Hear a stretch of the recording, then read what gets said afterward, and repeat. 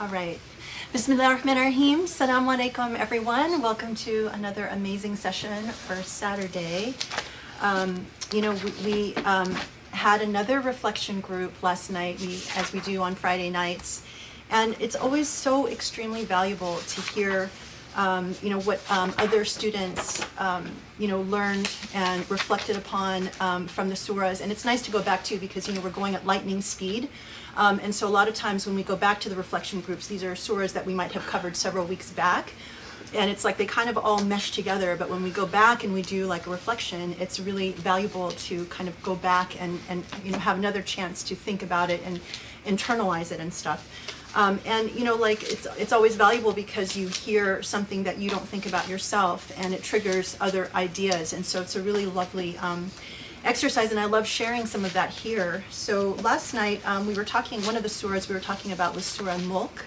And what was very striking to me is the reference at the very end of the chapter about water and how, what would it be like if God just removed water, right? And how everything in creation and existence depends on this life source. And I guess I should take a moment to say, alhamdulillah, we are still on water with Sheikh. We're still watering him. So that's all good. But what was fascinating too is the idea, when we try to think about how we connect the things we're learning in our world to the things that we're learning about in the Quran. I wanted to share a couple of things that I thought were really striking that were on social media. There was a point about the pandemic and the fragility of life and how everything is, dependent on water and God and all of that. And so, Bernie Sanders, someone who I, was very excited about at one point, he shared that the California officials tell CNN that they anticipate nearly all the salmon in the Sacramento River will die due to abnormally hot underwater conditions as the heat wave continues. So the idea that an entire salmon population in the Sacramento River will die is really shocking. He also shared a couple of days later an article from Scientific American that more than 1 billion sea creatures along the Vancouver coast were cooked to death during a record-breaking heat wave in the Pacific Northwest. It's really shocking. I remember, at one point early in my life, I worked in commercial real estate, and I spent a time up in Seattle. This was back in the early 90s, or late 80s, early 90s. And I remember back then, Seattle was really known as like the cloudy city. Like it would always rain, and and that was not even that long ago. And then over time, the climate changed where it was more sunny. It became more like what I anticipated California to be like, kind of always a beautiful sunny day. And so now to understand it as, this is like up in the northern part of our country on the northwest, to now have reached a point where, the heat wave is so severe that we've lost 1 billion sea creatures is really shocking. And it just, it comes back to the idea, of water, and even like how every little thing, someone pointed out in the reflection group last night that the pandemic and COVID has like a relatively low mortality rate. It's like 1% or something like that. And yet it was able to wreak such incredible havoc around the world. So just again, like when we're learning in the Quran about just how fragile life is and how everything depends on God and every little bit of change can, result in disaster, it just really hammers home, like, again, the importance of what we're learning. It's like the visual example of, what God is talking about in the Quran. And it's just very striking. I also wanted to just take a moment to highlight the incredible khutbah that the Sheikh gave yesterday, where he talked about a lot of things. I mean, it was a really layered, very deep and powerful khutbah as always. Started out talking about Dhul Hijjah and moving to sort of the purpose of Hajj. And what was particularly striking to me was the idea that, people go and they, circumambulate around the Kaaba. They wear clothing so that there's no distinction between men and women or, rich and poor and all of that. you know, you go through that and then you come home and then you return to your home where there is incredible gap, an incredible gap between the rich and the poor, and so much injustice. And you know, it's like all of the things that you are supposed to experience at Hajj is supposed to hammer home, you know, like what is it that God wanted from us, you know, whether it's sharing the wealth to, you know, like create more equality among human beings, or, you know, to recognize that there is, you know, this incredible diversity, but diversity and equality, you know, are married, not intended to be a purpose for, you know, discrimination and, you know, differences in income equality and racial inequality and all of that. And so I really encourage you to go back and listen to that. But, you know, coming back to another comment that someone in our reflection group made last night, the idea that, you know, we talk about the 1%. And normally when you say, oh, the 1%, the rich and the wealthy, you start thinking about the billionaires, you know, the like Jeff Bezos and these people who are doing these like space races and all of that crazy stuff. But the truth of the matter is, you know, if you're watching this halakha and you're with us, you are part of the 1%. I mean, you're educated, you know, you have a computer, you know, you care about world issues and all of that. And we are the 1%. And, you know, I mean, I believe that most of us who are watching are part of the West. And so we have the greatest ability to affect change in our world. And when you add to that sort of the idea of, okay, we are a small group of people that meet on a regular basis to really delve deep into the Quran. And now we've covered 50 chapters. So if you've been following us and you get caught up, now you probably have been, you know, you have a deep knowledge of more about the Quran than the vast majority of Muslims. And that is an incredible gift, and at the same time, a huge responsibility. And, you know, it sometimes is overwhelming because, you know, we, I think, are very sensitized and very empathetic to all of the injustice that is taking place in the world. We talk about it all the time, we're learning about it. And sometimes you feel like, oh my gosh, what can I do? And even the idea that, oh my God, I'm in the 1%, you know, that puts an extra burden on you. What can I possibly do?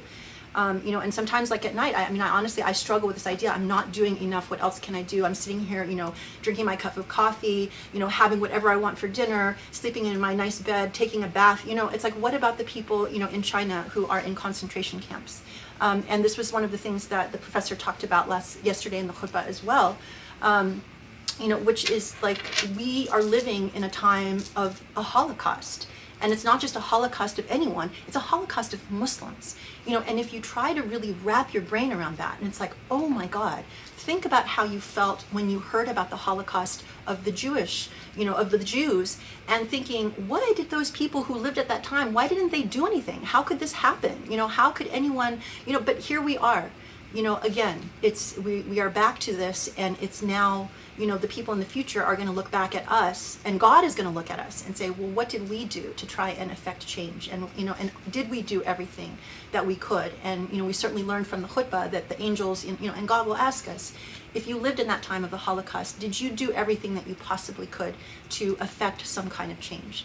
So, you know, it's hard. We know there was a person who commented on the live stream that this is one of these sources of great, you know, just unhappiness because, you know, this person was from Bosnia. It happened to, you know, his family or her family, actually, I'm not sure. And it's like that person felt extremely hopeless and, you know, and helpless and unable to do anything. So let me just start by sharing, you know, I mean, I think that khutbah really hit me hard on the Holocaust front, and I just wanted to then bring to attention the article that the professor pointed out. It just came out in the Atlantic. This is the very iconic picture of the Uyghur Muslim. He is actually a very famous poet. And the article starts out by talking about, you know, if at any time you were in New York and maybe you caught an Uber at this particular time, he might have been your driver. And he was actually one of the most famous poets in China. And he and his family were able to leave and escape. I haven't read this yet, but after I heard that, I mean, it's actually partly, the side story that was sort of funny is around 7 o'clock in the morning before the khutbah, I came across this article. A friend had sent it to us, and I brought it to the professor, and I said, you know, not necessarily saying this is for the khutbah tomorrow, but it looks like an extremely important article that you should read. And so he's like, okay, fine, open it up for me. so he started reading it, and then I went to work on some stuff and came back 8 in the morning. He was still up, and I'm like, "What are you doing up?" And he's like, "Well, this article kept me up," and it was extremely painful. But let's just say maybe the first thing that we can do is commit to reading this article. It's a long article, but it's called "One by One, My Friends." Let's see. One by one, my friends were sent to the camps. And I think if nothing else, like this face is just, I mean, there's something about this picture that really just grabs my heart. I mean, maybe partly because, you could just see like the emotion in it. And maybe being Chinese too, I spent my entire Muslim life fascinated by the idea that there were Chinese people who were Muslim and who could speak Arabic. But this is like someone who could be like a close friend. It could be your family member. It could be someone that very intimately. And I'm sure that the stories that he tells in this piece are going to be extremely painful. And like these are the things that are really hard to read, but I've committed that by next week I want to have finished this article, if nothing else, just to experience and try to increase my empathy, towards something that, is so easy to shut out because it's like, okay, it's, far away. What can I do? I feel helpless, blah, blah, blah. There's so many other things going on in the world. I'm so busy. No, I know I'm going to be asked, and I want to at least start by trying to spark the empathy in my heart so that it becomes front and center and it becomes a priority and not just one of the many things that I need to get to someday. So I would just greatly encourage anyone, if to please, find this article, join me in just taking this one step, because I think that if you read something and it grabs your heart, then that passion is a lot easier to turn into action. And even if, maybe we can come up with ideas about what we can do together. But just, that's one step that I know I can commit to taking, at least to hopefully lead to something better. So so that's it. I just, again, like I'm just so grateful for all of the ways that what we're learning here affect how we see the world, and make us hopefully feel a little bit more empowered about our ability to make a change, because it is going to fall on us Muslims in the West. So in the morning, people they're going to think that we woke up. I woke up at 7 in the morning. Oh, let me clarify. We don't wake up at 7. We usually go to bed at 7. So we're usually up all night. We keep a vampire schedule. And so, 7 o'clock was in the morning. It was unfair of me because, this is about the time that he's winding down. He's been preparing all night for the khutbah. He's going to grab a few hours of sleep before the halakha that starts at, 1:45 our time in the afternoon. So for me to kind of drop a bomb on him right when he's going to bed is really horrible. But, sometimes because... Okay, my justification is the khutbah was so incredible that maybe I was just a vehicle for sharing something that needed to, spark something. But I'm grateful. I'm sorry that you lost sleep, but it was an incredible learning experience and an incredible khutbah. So if you haven't watched it, definitely watch it. So sorry. But alhamdulillah, thank you. Good job grading. So anyway, I'm looking forward to, it's like, we're a bunch of workaholics and you're elevating my status in journalism. Alhamdulillah, alhamdulillah. That's usually what, one of my purposes here. Okay, so anyway, I'm looking forward to an amazing halakha, and thank you for being with us. Assalamu alaikum. Bismillah ar-Rahman ar-Rahim. Alhamdulillahi Rabbil Alameen.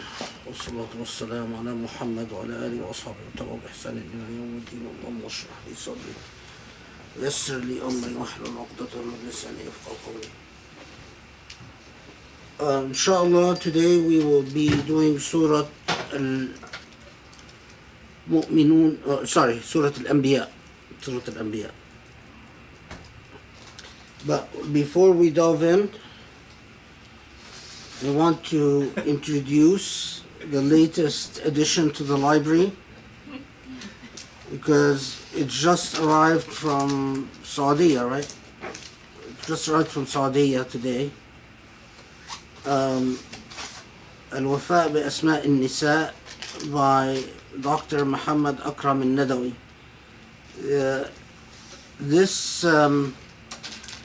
This set is 47 volumes, and it is a biographical dictionary of women scholars in Islamic history. Muhammad Akram al-Nadawi, I think what he did was that he went through just a considerable number of medieval biographical dictionaries and plucked from them entries on women. And he collected all the entries in... Oh, this is the book. I'm being told to hold it up. This is the first volume, obviously. The thing is 47 volumes, so... yeah, so... So when he plucked the entries on women, they filled 47 volumes, and the publisher, although it's a well-known publisher, Dar al-Minhaj, but of course, you know, the distribution circles are pretty horrible. So it was hard to get the source, and it cost about $1,000. You know, it's a source like this. So there's a scholar that went through the effort gathering the material, a publisher that seems to did a good job publishing it, but it is, there are many further steps for this information or for this knowledge to have any impact. So 47 volumes of women scholars in medieval Islam, it requires people that read the work, and it requires people then that analyze the raw data, because it's a raw data reference source, and then analytically engage in the process of thinking analytically, what does this data mean? What does it tell us about gender relations? Is the information, is the takeaway from it vary by location, by time period?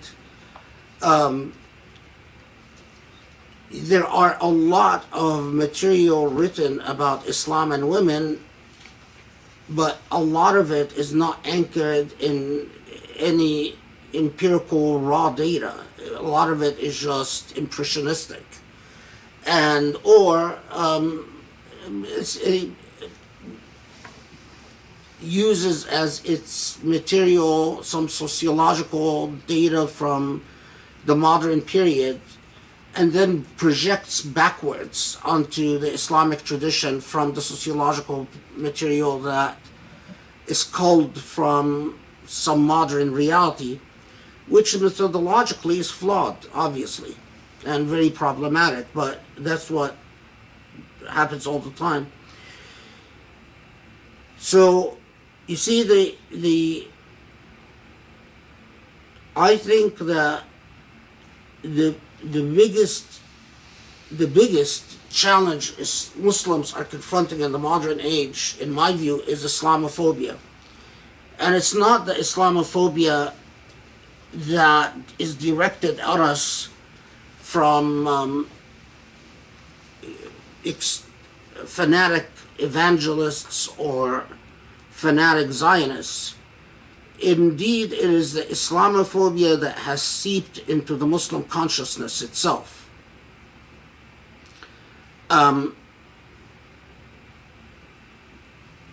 The assumptions that lead to skepticism about the value of the Islamic tradition that plagues the Muslim mind and heart. Orientalism, which is the more dignified version of Islamophobia, has shaped the entire discourse on Islam. And Muslims only relate to their tradition through the prism of Orientalism and Islamophobia. The very few Muslims are able to relate to their tradition without the dynamics going through the prism of Islamophobia.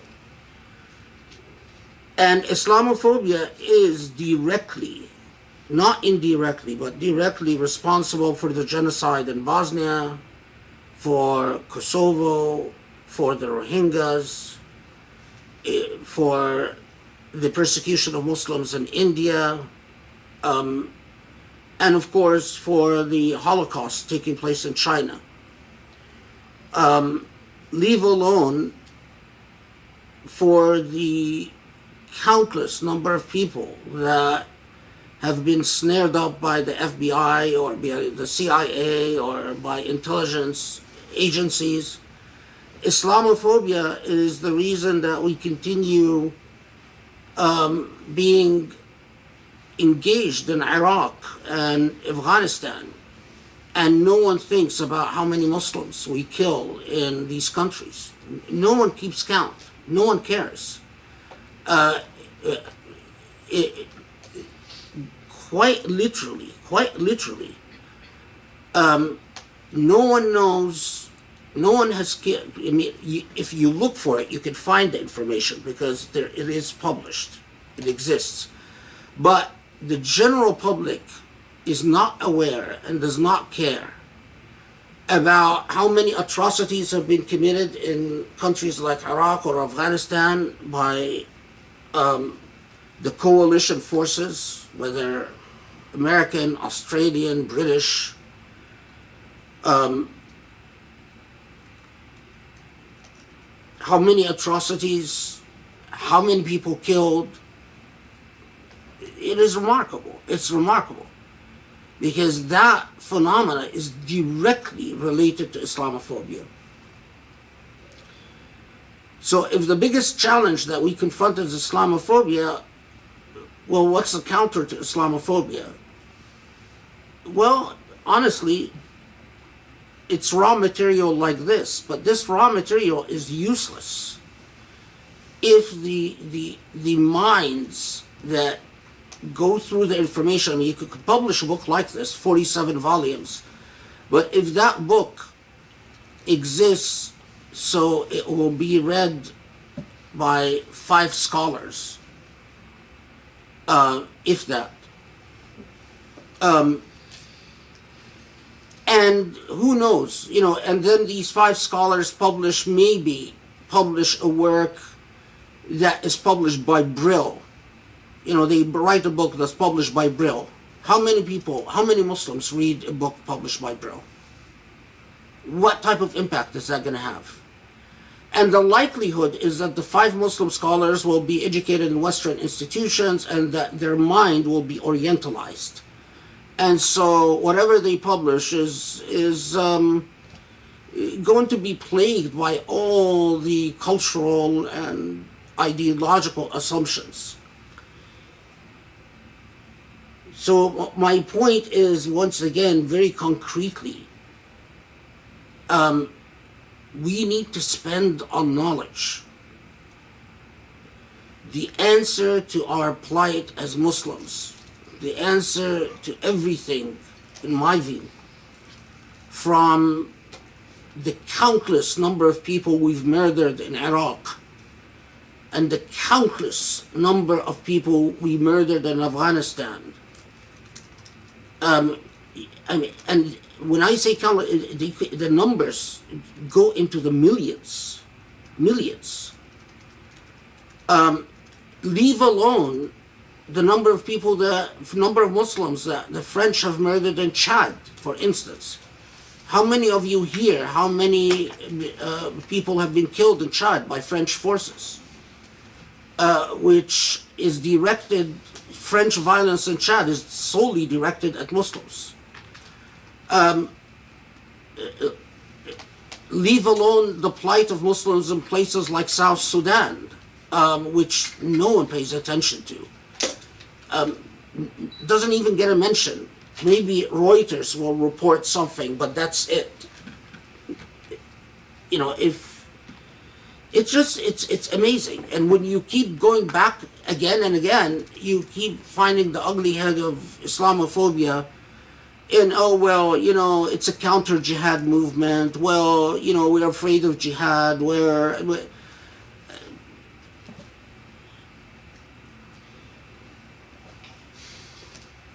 So as I'm extremely happy that I finally received this book, you know, 6 months.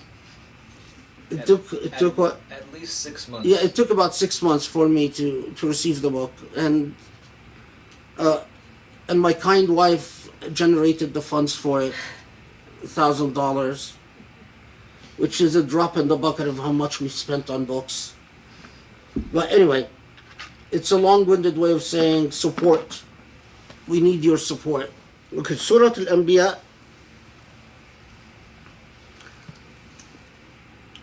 Is revealed, it's among the last surah revealed in Mecca. So it's a late Meccan surah. Most reports say that it was revealed directly after Surah Ibrahim.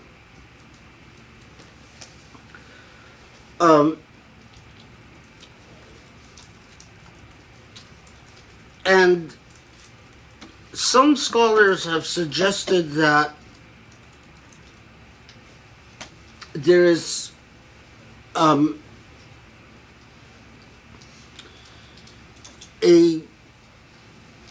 continuity in message,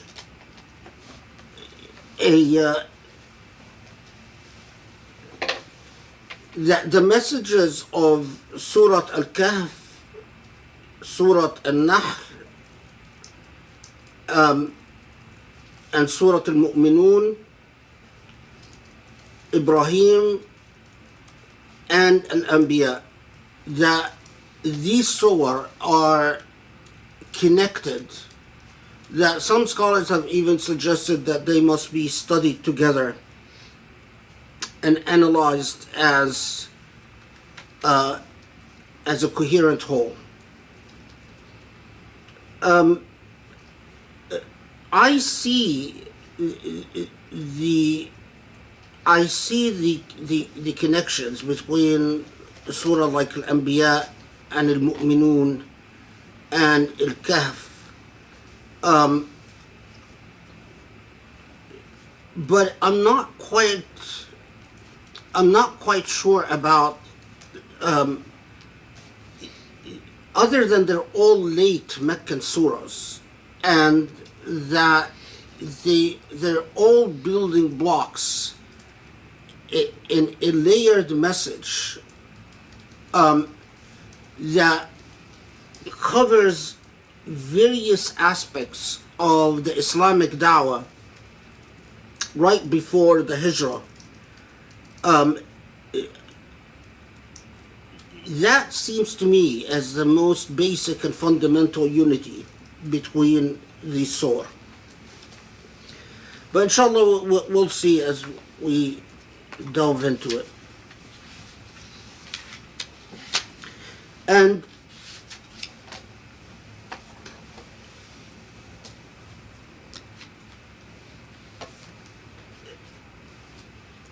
so, something that we notice right away, Surah Al-Anbiya is obviously called Al-Anbiya because of the emphasis in the surah itself on a series or mentioned within the surah are 10 prophets. And however the surah focuses among these prophets, the only ones that it focuses on with some specificity, some length, it talks about, it deals with some length, are Ibrahim alayhi salam, and we'll see why. We'll talk about this in a second.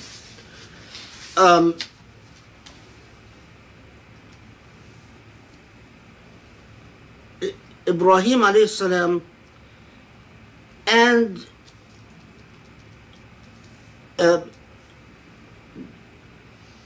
the Prophet Sulaiman and Dawood in a very special and particular way.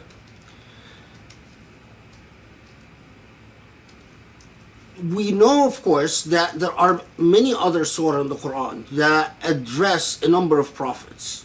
So what was distinctive about this surah that it is called Surah Al-Anbiya? Why in particular this surah becomes Surah Al-Anbiya? This has to be, of course, important to think about. What struck the early Muslims about this surah that it was given this title?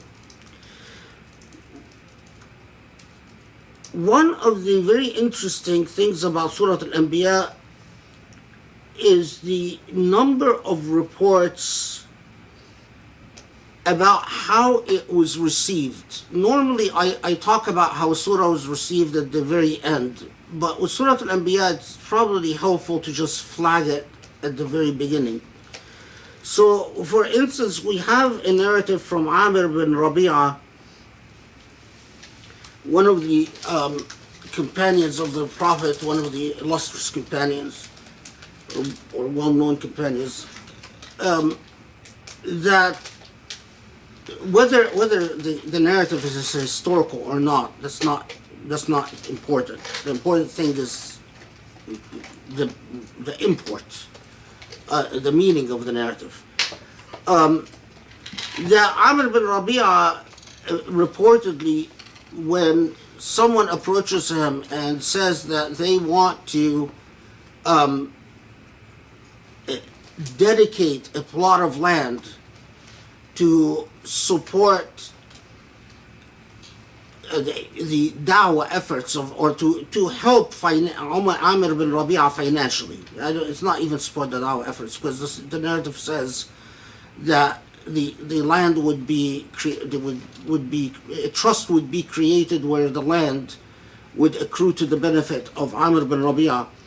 And reportedly Amr bin Rabi'ah gives a very interesting response. He says, "La haja li fi qit'atik," that I don't want it. I don't need it. I don't want it. And the justification, the answer he gives, it says, "Nazalat al-yawm surah azhalatna an ad-dunya," that today, because today was revealed a surah that has made me turn away from the affairs of this world. Basically, because surah, and he's talking about Surah Al-Anbiya, and that because of Surah Al-Anbiya, that I've lost interest in the riches of this world. And there are several other narratives like this. That Surah Al-Anbiya, there's another narrative, again, whether historical or not, that's not the significant point, that there was a man who was building something, and when Surah Al-Anbiya was revealed, this man decides it's not worth it. I'm not going to finish the building. So Surah Al-Anbiya was received, at least in a lot of these narratives that tell us about the reactions of the companions, it clearly had an impact in making people ponder the issue of materialism and reliance on materialism as a value system, and to aspire for something more. Let's put it that way. But encoded in Surah Al-Anbiya, as we'll see, is not just an aspiration of austerity, if you will, an aspiration of spiritualism rather than materialism, but a particular aspiration towards the building, the pursuit and the building of justice. And we'll talk about that, especially in the narratives presented about the prophets Sulaiman and Dawood alayhim salam.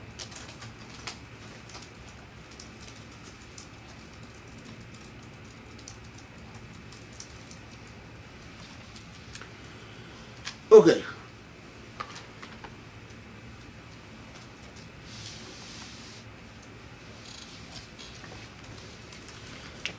So there are many ayat in Surah Anbiya that will not require us to pause long because the meaning is straightforward, and what will be more important is for us to extract the essential lesson of Surah Al-Anbiya. Okay, so Surah Al-Anbiya starts out with something that grabs your attention, and the narratives from Amir bin Rabi'a and similar narratives convey that sense. The sense of it raises the alarm about what's coming next. اقترب للناس حسابهم وهم في غفلة معرضون. The day of reckoning is close, and yet human beings are for the most part heedless to the day of reckoning. As so many commentators pointed out, that اقترب للناس حسابهم, it doesn't mean, as some Orientalists have speculated, that the Quran was saying that the hereafter is imminent, it's at the doorstep, but that the reckoning that human beings confront is as imminent as their death. Because once you die, the reckoning is set in motion.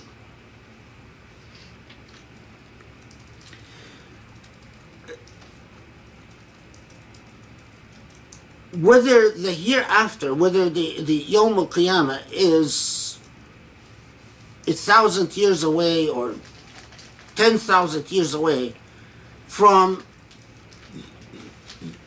the human experience of time and again we see in the Quran that it does not matter from the divine perspective, the way that we experience time and monitor time. So اقترب للناس حسابهم وهم في غفلة معرضون. The reckoning is near while human beings continue to be heedless. ما يأتيهم من ذكر من ربهم محدث إلا استمعوه وهم يلعبون.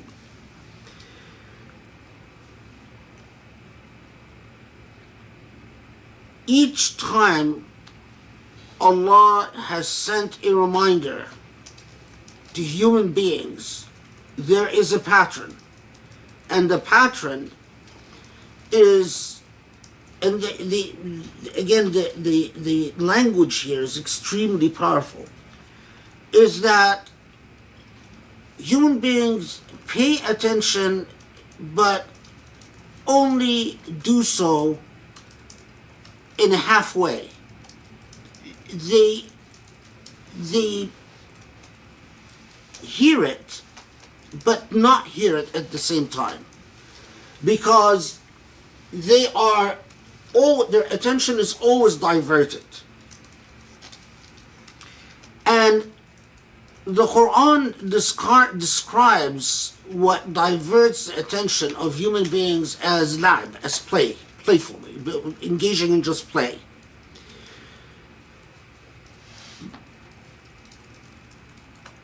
And part of what we will address, inshallah, is precisely why Surah Al-Anbiya is revealed right before the Hijrah, because that is an important part of the message.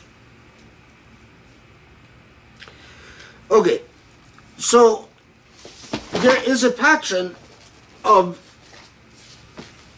the difficulty of human beings, even when they do spend the time to actually listen to the message, the difficulty in giving this message its due in terms of the seriousness of the attention, in terms of being diverted, distracted by affairs that are not serious, and as we will see, the lack of seriousness is.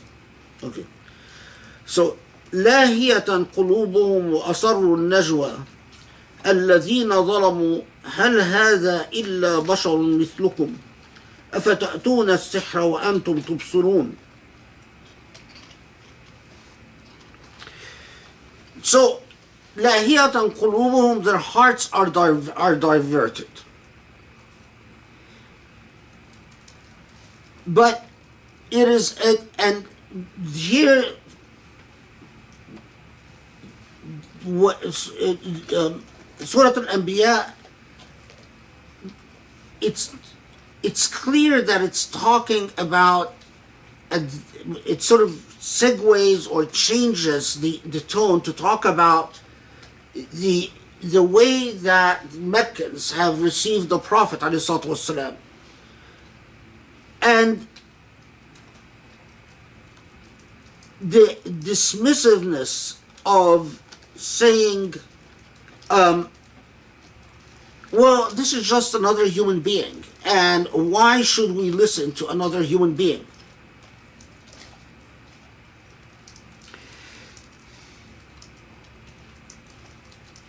And to the extent that this human being is presenting them with what could grab their attention and what could, in fact, generate a change in them, they dismiss what this human being presents when it says, "Asihrun hada." This is ayah, just if you're following along, ayah number 3. Yeah. When it says, "Is this sorcery?"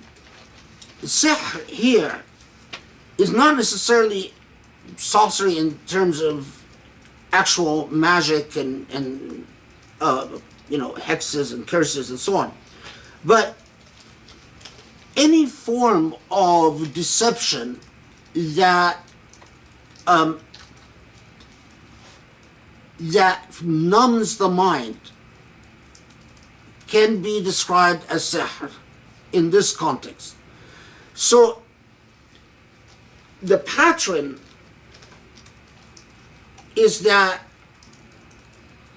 first to challenge that who brings the message, and here, as has been pointed out by numerous, is that this pattern is not just with prophets, but with anyone that brings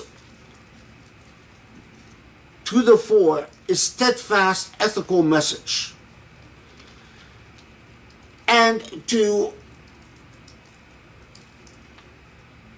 immediately jump to the ad hominem approach of saying, well, who are you to be conveying a message to us, rather than dealing with the message itself.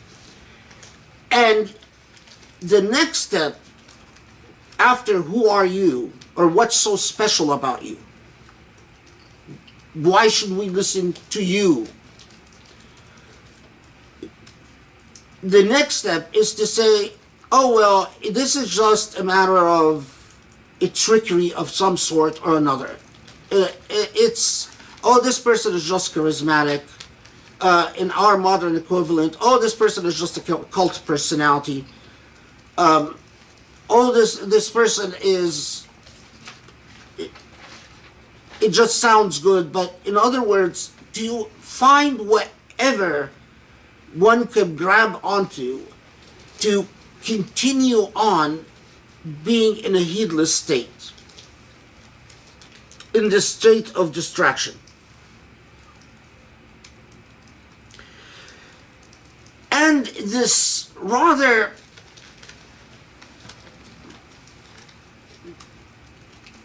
solemn reminder to Muslims and non-Muslims that just remember that Allah knows all that you tell yourself and all that you secretly communicate to yourselves or quietly in private. None of it goes unnoticed. Now, as some theologians have noted that, well, the point here is to remind Muslims themselves, don't think that this dismissiveness goes unnoticed, even if fellow human beings persist in this heedlessness. It doesn't escape God's eyes.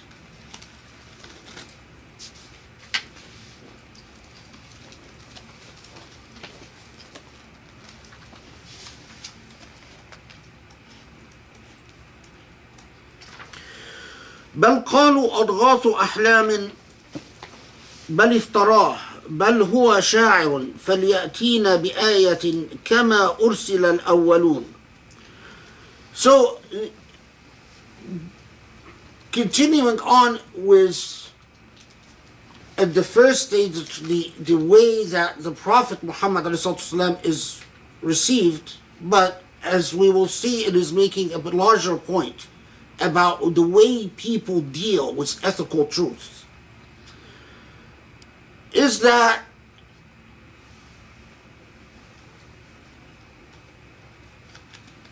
أضغاث أحلام, is as if saying, well, we're not sure. We're not going to engage these claims on the merits, but we are going to call them fantasies. Importantly, what is being called fantasies here? What is being called fantasies are aspirations for reform and change. And what is being called fantasies is idealism. The equivalent of that is that these people are espousing ethical principles, an ethical uprightness that strike us as idealistic and unrealistic. So they're fantasies. And because we will dismiss them as fantasies, as all claims of reform are dismissed, we are not going to engage them.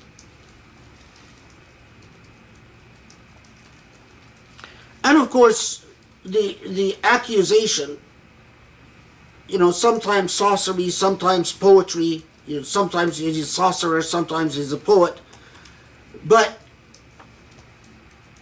many other surah has reminded us that this is what the Prophet ﷺ is accused of. What we should pay attention to is why they're being raised in this order, in this surah in particular. How do they relate to the message?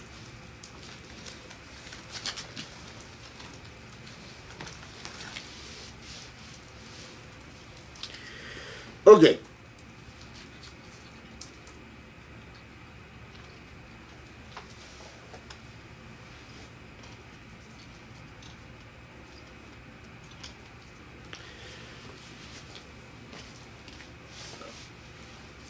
ما أمنت قبلهم من قرية أهلكناها أفهم يؤمنون. That's straightforward. No town, no people that have been destroyed, and as we will see in Surah Al-Anbiya, destroyed by their own vanities. In fact, did believe. And it is, many commentators saw in this a prediction of what will eventually occur, is that in fact Meccan society, those people, the Meccan society that rejected the Prophet will be destroyed. And some in retrospect said, well, this sort of predicts to Muslims that, the Meccans will never, as they are presently constituted, they will never accept you, and they will never believe. And in fact, this society will have to be destroyed like others. But, whether Muslims understood that from this ayah, or whether that is in retrospect and it's sort of a gloss retrospectively, it's probably a retrospective gloss rather than something that was understood by Muslims as they received the sixth ayah here. وما أرسلنا قبلك إلا رجالا نوحي إليهم فاسألوا أهل الذكر إن كنتم لا تعلمون وما جعلناهم جسدا لا يأكلون الطعام وما كانوا خالدين ثم صدقناهم الوعد فأنجيناهم ومن نشاء وأهلكنا المسرفين. So, straightforward truth that Allah always establishes the message, aids the message, aids ethical truth, aids what is right using fellow human beings. If you are expecting that the truth is going to reach you through a vehicle that is somehow exceptional, like modern day human beings that fantasize that humanity will be saved by aliens from outer space. There's a documentary called Encounters of the Fifth Kind or something like that, where this current movement that keeps trying to commune with aliens from outer space and receive messages where aliens are telling us how to save ourselves from destruction as human beings. This fantasy, by the way, is very old. It's coded in the human psyche. And it is one of the reasons that human beings often have such a hard time embracing moral truth, even when they might find the message appealing, because of the egoism of the first steps. In other words, before they will actually pay attention to a moral truth, they need to get over themselves. They need to get over their own egoism. So I'm not going to listen because I don't like the fact that a fellow human being is conveying the message. And who is this fellow human being to be conveying a message to me? But as we will see, there's another subtle point in Surah Al-Anbiya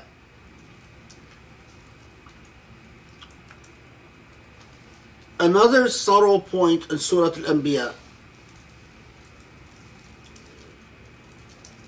that Surah Al-Anbiya is laying the groundwork for. If you are expecting miracles, to believe in the message, well, that's something of the past. You have nothing other than your rationality to rely on in accepting the message now, which is one of the most important transformations flagged by Surah Al-Anbiya. But the message, as we will see, is not just Ashhadu anna la ilaha illallah, Ashhadu anna Muhammad Rasulullah, but it is more than that. It is the message, as we will see with Sulaiman and Dawood, about justice itself. Now, you might be tempted as modern human beings to think like, well, but I'm not waiting for a miracle. I know that the age of prophets has ended, and I'm not waiting for a miracle, a prophet to part the Red Sea or whatever. But so many human beings, the way they negotiate their belief is that they keep waiting for that majestic, miraculous moment of experiencing the miraculous. Whether they wait to see the prophet in a dream, or they wait to feel like they see the lights of the divine, or whether they ache for a visitation by an angel or some supernatural being, and as if belief, and in fact, so many, from human experience, is that so many will engage in extra prayers or dhikr or fasting or whatnot, hoping for an experience like that. And if it doesn't come, they tire and despair. And they allow indolence to set in. They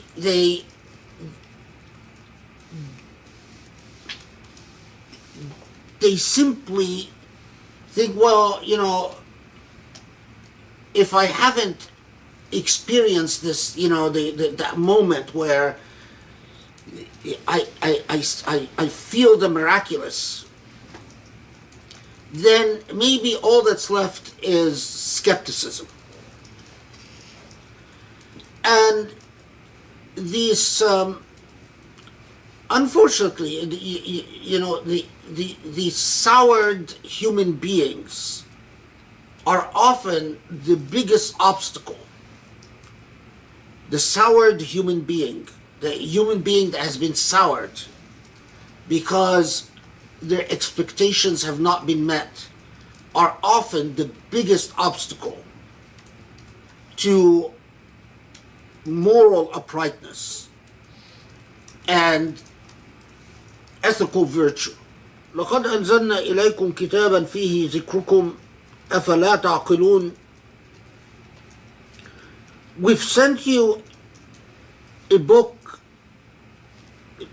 That expression, فيه ذكركم, the Quran will normally say ذكر من رب العالمين,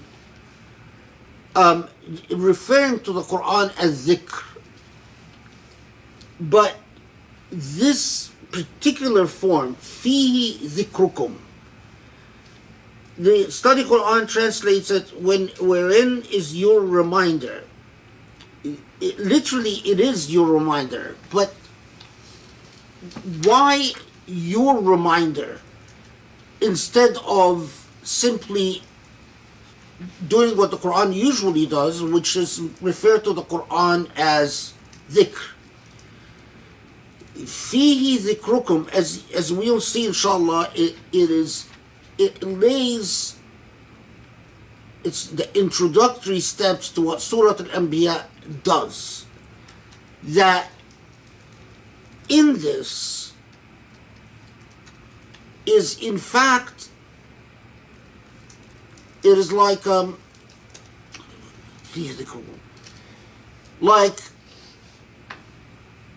spotlight that is concentrated upon you so that you can see yourself clearly.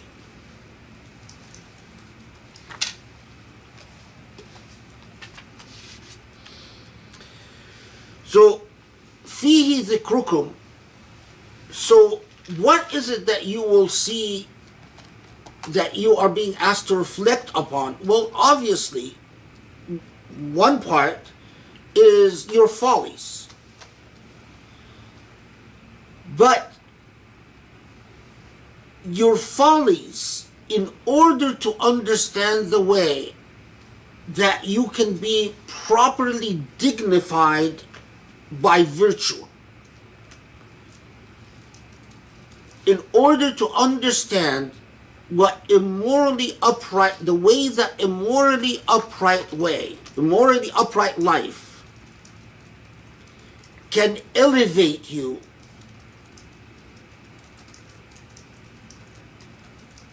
and this is linguistically what it connotes, that fihi al-karama wal-izza, that that what you are in fact attaining is not just a belief in Allah subhanahu wa ta'ala,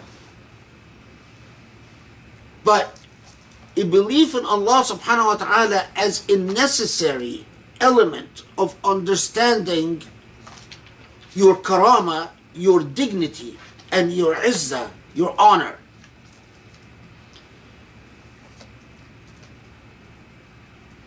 It is like saying, we are sending you a message so that you might attain a virtuous existence. An existence that is not going to be decimated by the type of things that have decimated human beings before you and will decimate human beings after you. And these types of things, as we will see, the Quran has already flagged several times. Human frailties, where human beings become rabidly obsessed with consumption,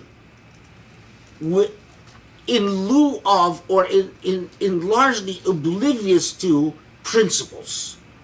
I will consume, and I don't really care, or I'm not going to pay very much attention to how my consumption affects or relates to the life of others.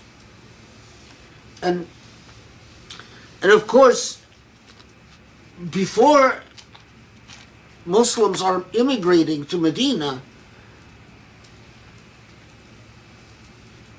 one of the very important things they have to understand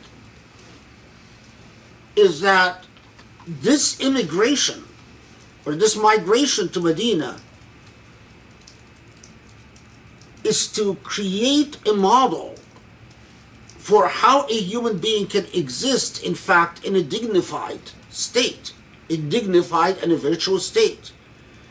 If you immigrate and human beings in Medina feel like they are degraded and humiliated and oppressed and feel no sense of self-worth, then it's all failed.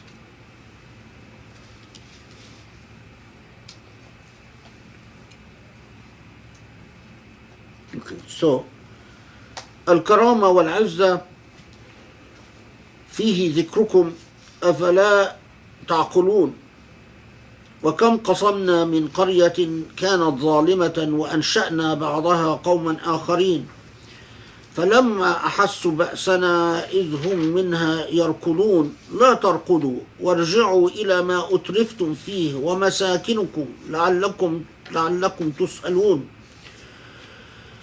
قالوا يا ويلنا إنا كنا ظالمين فما زالت تلك دعواهم حتى جعلناهم حصيدا خامدين. So from 10 to 15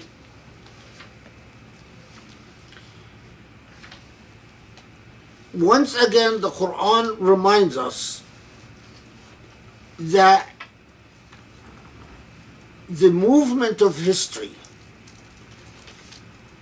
will always show us that societies reach a point in ethical oblivion. Societies become ethically oblivious. And when they do so, societies become qura zalima, unjust societies. And when they become unjust societies and their injustice catches up with them,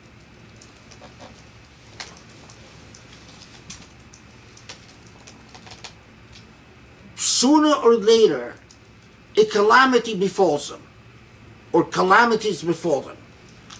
And when these calamities befall them, they panic and start to run. Now here is, if you will, the rather I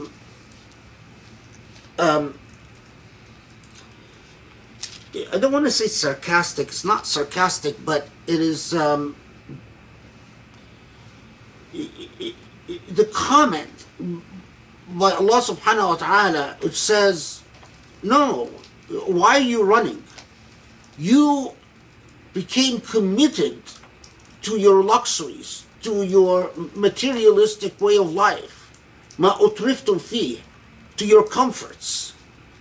You were committed to this. Why don't you try to go back to these comforts, see if they help you? But in fact, of course, when things fall apart, these comforts will not help them. And Allah subhanahu wa ta'ala says, and they are destroyed, and they're replaced with another. Now, commentators have noted that this includes not just what has befallen Qawm Ad and Thamud and whatever, these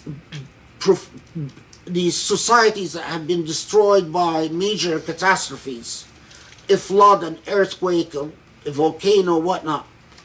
But this also includes societies that are destroyed by foreign invasions, and societies that are destroyed by disease, societies that are destroyed by water drying up, societies that are destroyed by mismanagement, and the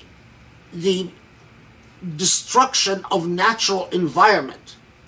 So the misuse, so the in Surah Yusuf alayhi salam, Joseph alayhi salam, the whole part, at the heart of the surah is that this prophet teaches the Egyptians how to manage resources to avoid a disaster.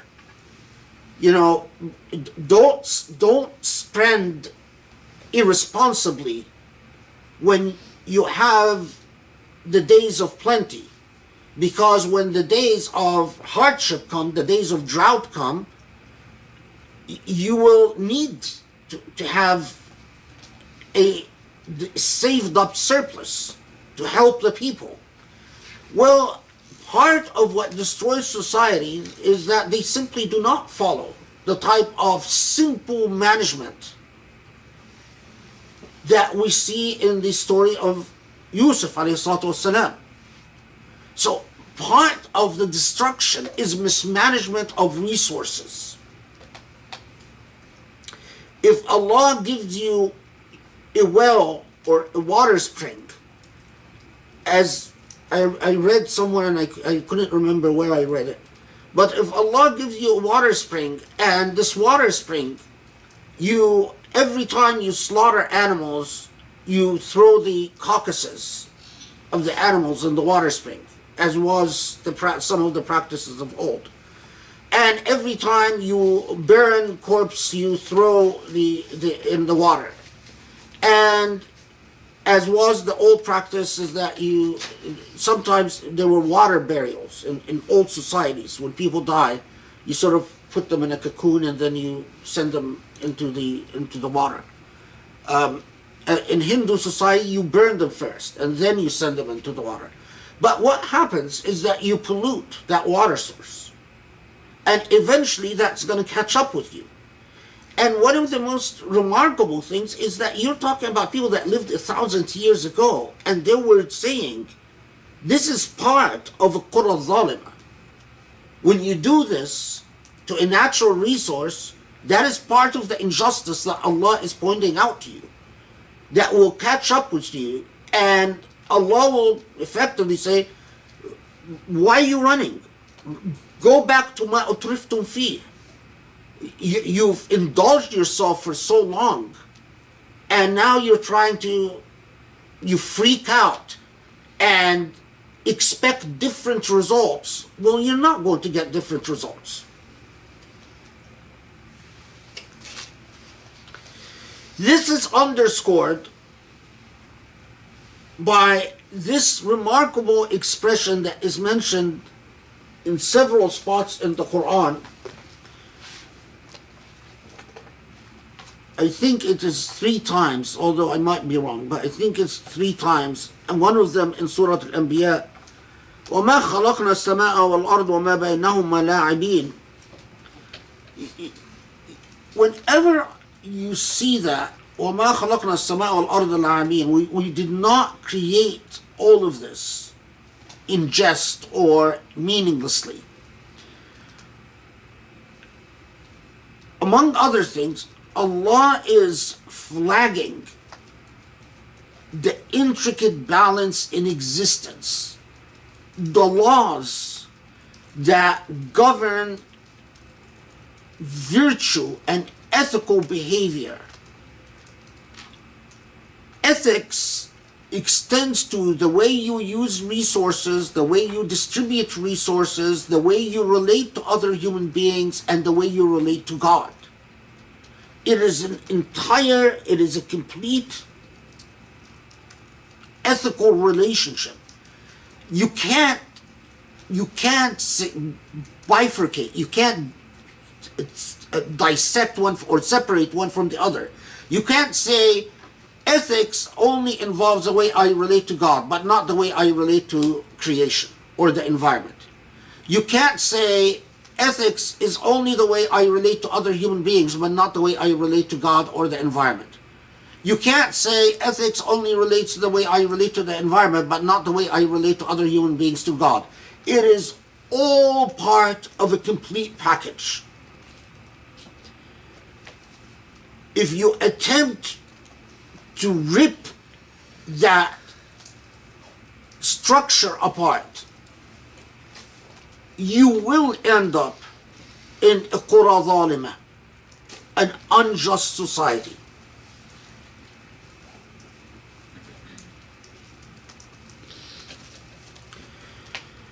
ولو أردنا أن نتخذ لهوا لاتخذناه من لدنا إن كنا فاعلين بل نقذف بالحق على الباطل فيدمغه فإذا هو زاهق ولكم الويل مما تصفون. So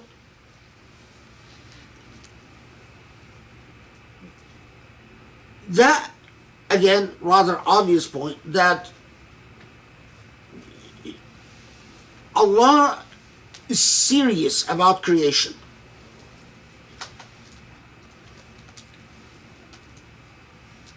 To think that any of this is pointless, or to think that, in fact, any of this is not governed by is not encompassed by an ethical system, a system of right and wrong, is in fact to accuse God of frivolity. In old religious systems, God could create, or gods did create, for vain reasons. A god would get angry at another god, so would create something. A god would desire something, so they create something. That survived to some extent into Judaism, where God is creating because of the chosen people, but God sometimes is angry with the chosen people, and often, if you in the Old Testament, God is so angry at the chosen people that sometimes God is saying very nasty things to them. And God, because of God's anger, God creates or uncreates. But ultimately in Judaism, God, after having dispensed with God's purposes, got it out of his system, in other words, God turned over creation to the chosen people to manage and to guide humanity. So God sort of bailed out and said, okay, when Moses was around, when David was around, when Solomon was around, I wrestled with David, I blessed this Israelite, I cursed this Israelite, but they reached a point where now it is in the hands of, to be quite honest, in rabbinic Judaism, it is in the hands of the rabbis. And I'm now not, and we're not even sure if there is a hereafter in Judaism. It's a very hotly debated issue. In Christianity, God goes through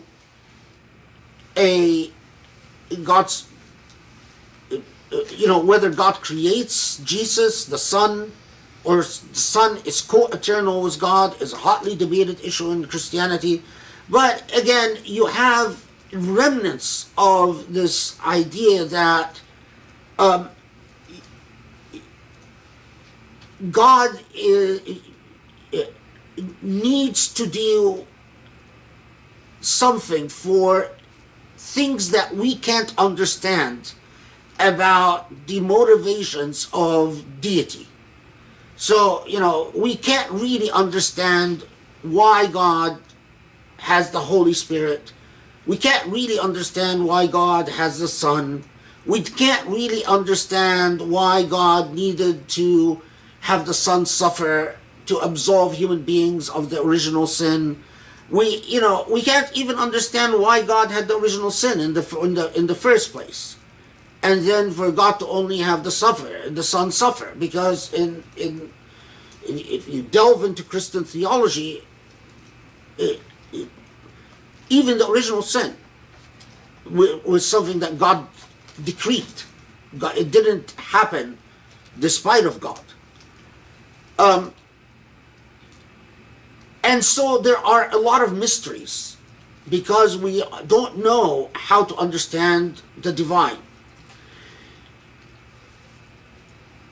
In Islam, God is constantly, in the Quran, God repeatedly says that is accusing God of frivolity. It is very clear, whatever God creates, God has a purpose, and the purpose is encoded in the ethical system that God has decreed for you. So when God tells us that here is the morality that you must live by, this is the purpose. Justice is the purpose.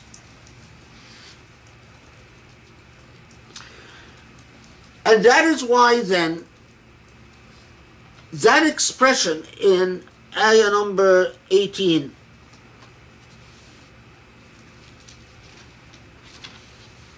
we cast truth against falsehood until it crushes it, and behold, it vanishes. The it is falsehood.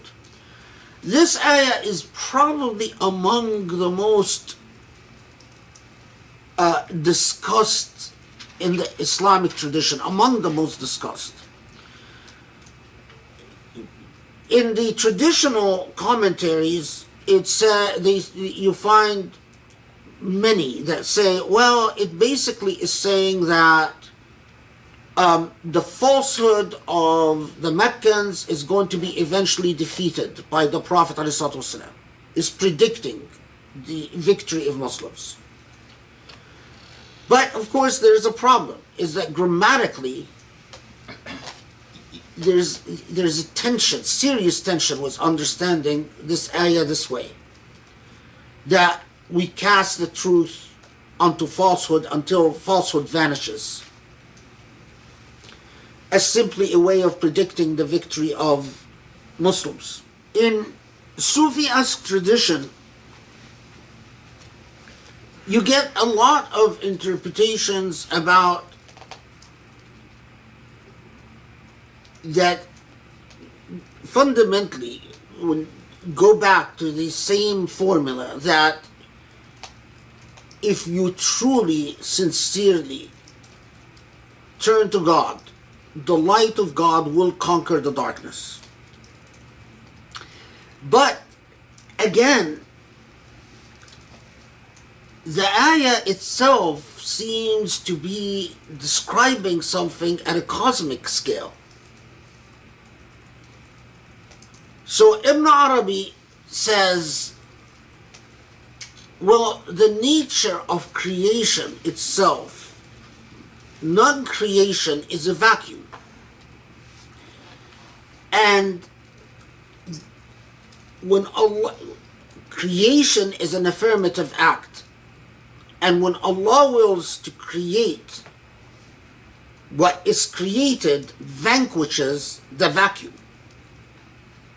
So Ibn Arabi understands it at a more cosmic level, describing, but again, that leaves a serious gap, because the context of the ayah is talking about a purposeful existence, that Allah doesn't engage in vanities, and that there is an ongoing struggle between falsehood and truth.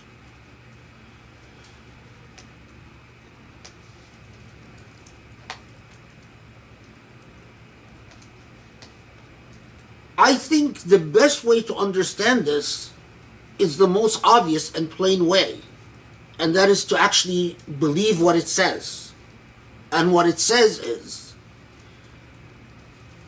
revisit the ayah again.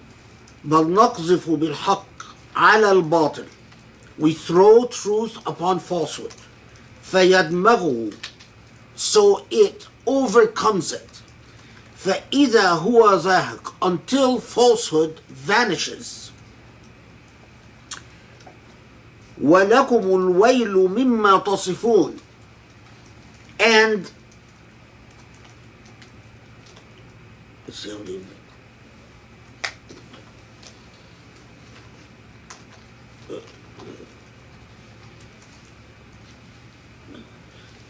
the study Quran says, and woe unto you for that which you describe. Okay. So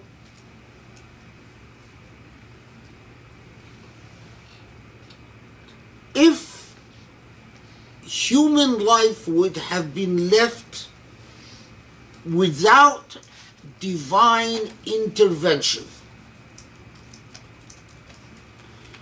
and this is a point that deserves to be thought about and studied and analyzed much more than, but if human life would have been left without divine intervention,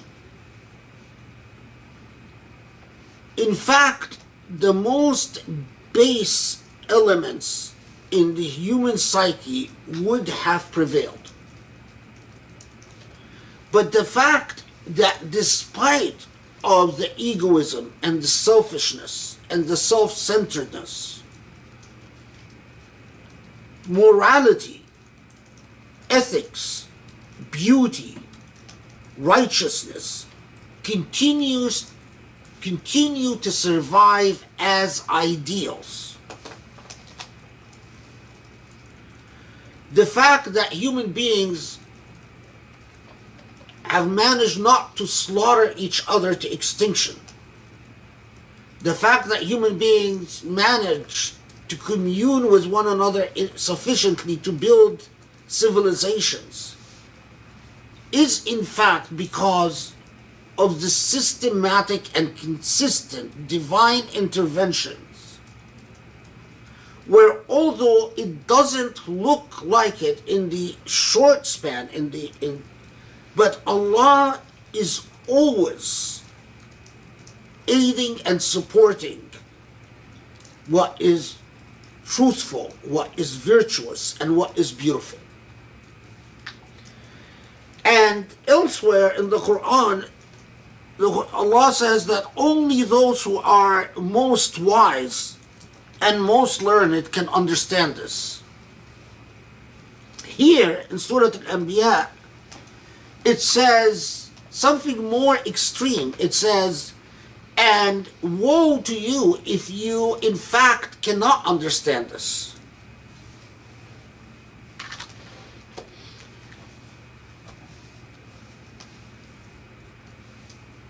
I think this is the plain way of understanding this ayah, is taking the ayah at its face value. But it is, as we will see inshallah, it is exactly consistent with the message of Surah Al-Anbiya.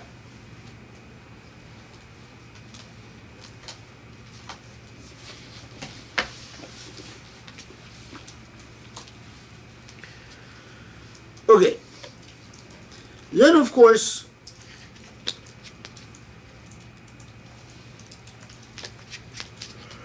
in 19, 20, 21, and 22, Allah reminds us of what should be an obvious point, that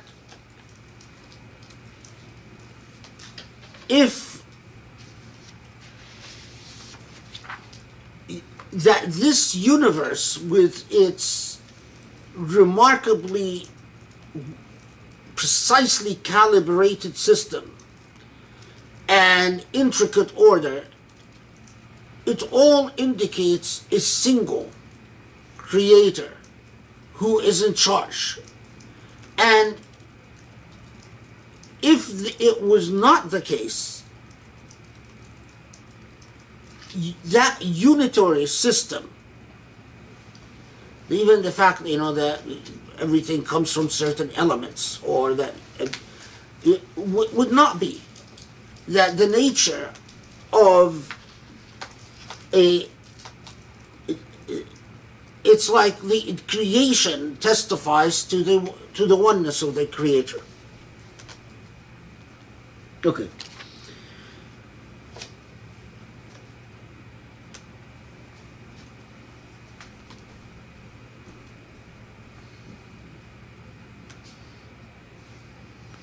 Now, 20 up to 26 and 27,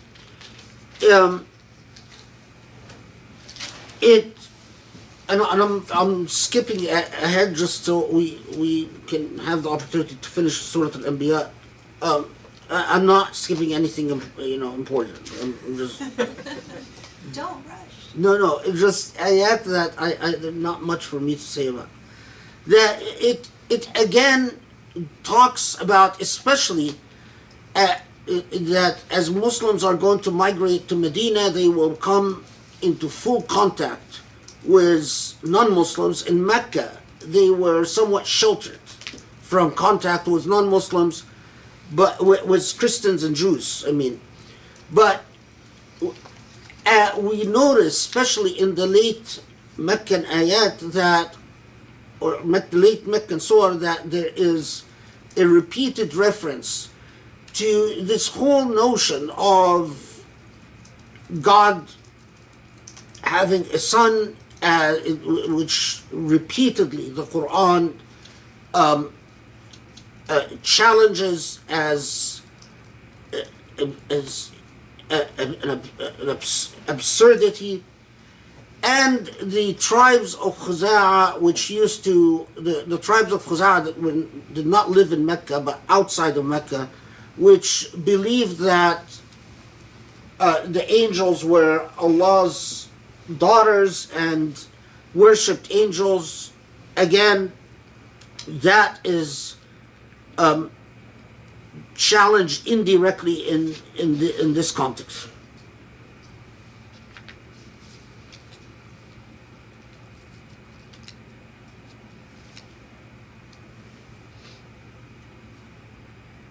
Okay, until we get to the most fascinating ayah 30.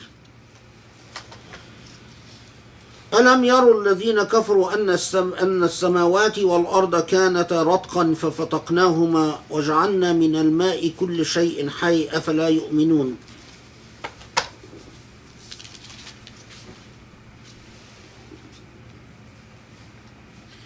The study Quran says, have those who disbelieve not considered that the heavens and the earth were sewn together, and we rent them asunder, and we made every living thing from water?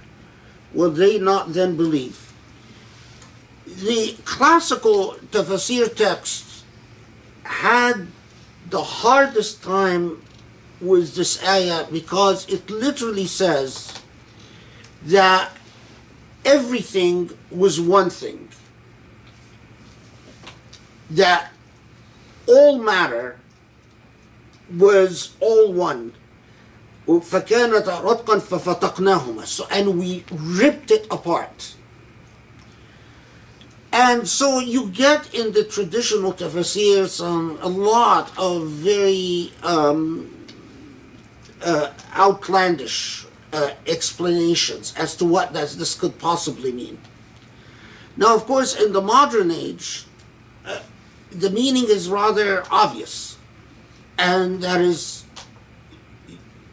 we know in modern science that everything was hydrogen, and from this single element, literally matter was ripped asunder for everything to be created, the stars, the galaxies, the planets, and so on and so forth. And for those who focus on the relationship on the scientific miracles of the Quran, this is one of the ayat that gets a lot of attention.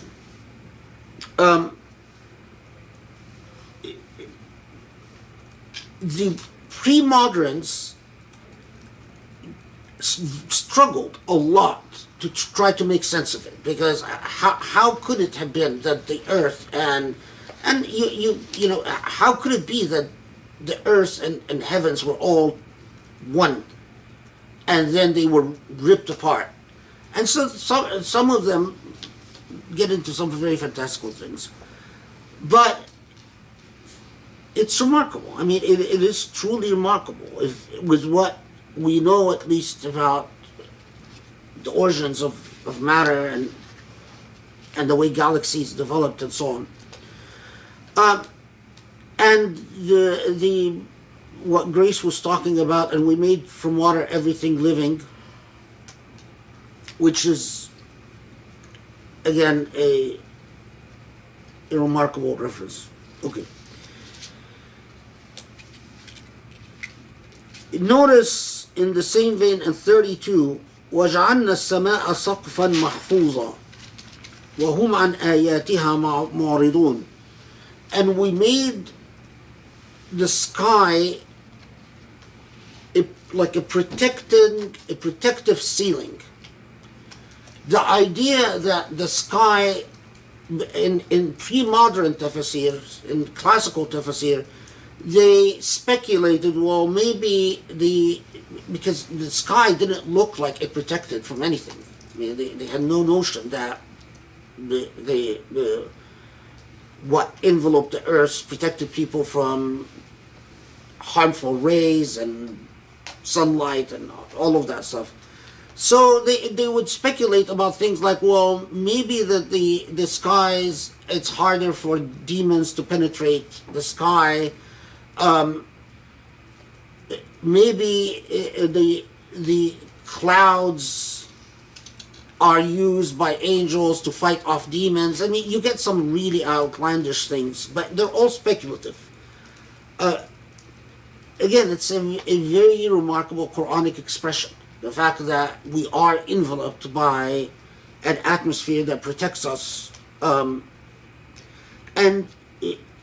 notice that it is stated in the Quran as if pondering upon these realities would necessarily lead one to believe. For the pre-modern mind, that they puzzled a lot with that, or they struggled a lot with that. Well,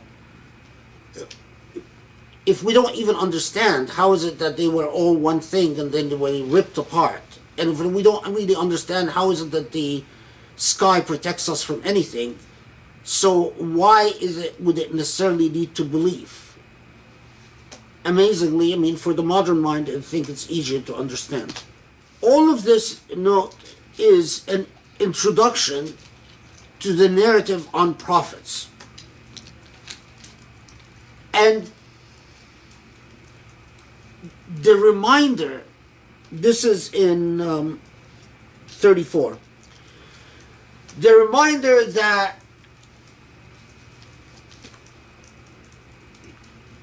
for those who are tempted, as human beings have always been tempted throughout history, to imagine that those that they love very much, or those that they respect very much, that they in fact do not die, that they're alive or continue living somewhere.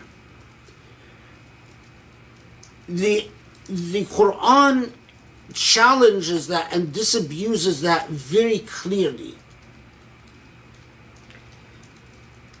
That not even the Prophet, and this of course, we've seen this with the whole, with Christianity and Jesus, that the Prophet is not eternal, no human being is eternal, and every soul will taste death. And that in between or before death, you are tested with good and with hardship. And ultimately, you return to Allah. كل نفس ذائقة الموت, that every soul will taste death, is repeated 3 times in the Quran. One of them is in Surah Al-Anbiya. Was this why some companions thought Surah Al-Anbiya contained a strong reminder of death and made them disinterested in material things? So from 35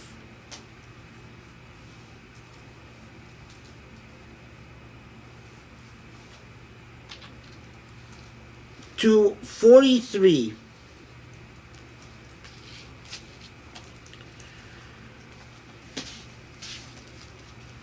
it comes back to the Prophet ﷺ, and Allah says, I know that they mock you.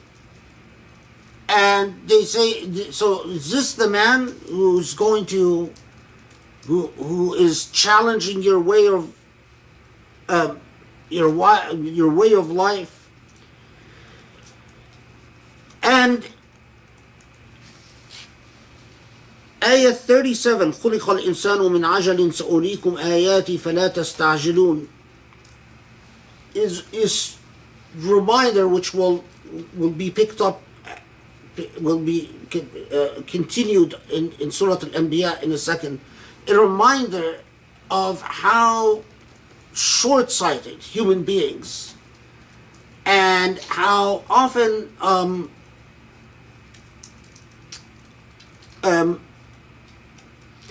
ajal is a short-sighted and how to put it, restless human beings are, that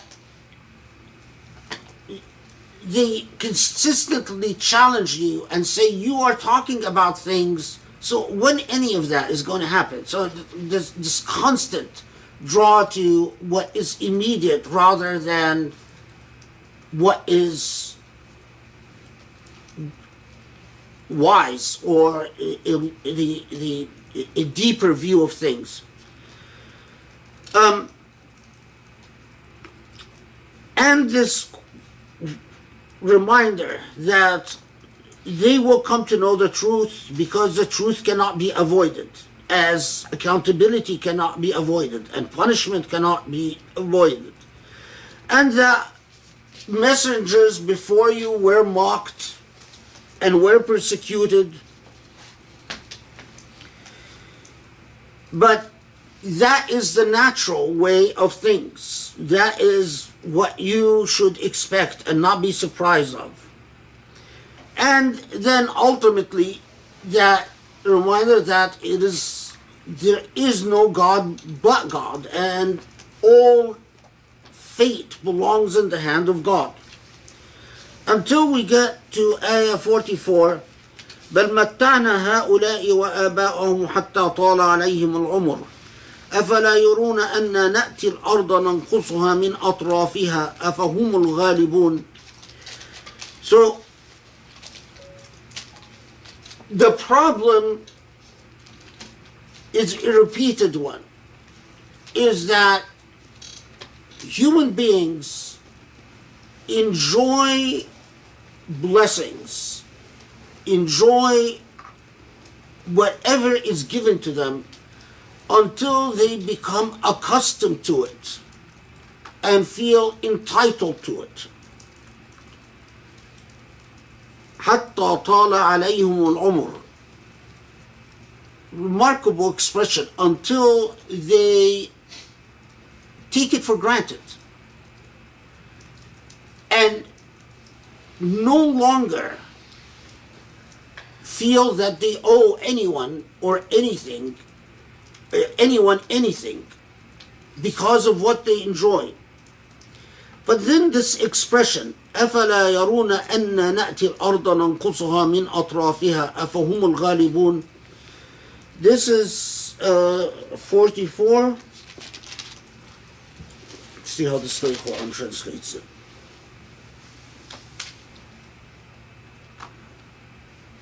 Says, do they not consider how we've come upon the land, reducing it from its outlying regions? Is it they who shall prevail? Again, classical commentators had the hardest time with this portion of the ayah. What does it mean to say that we are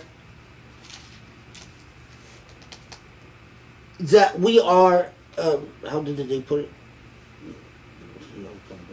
Yeah, that we are reducing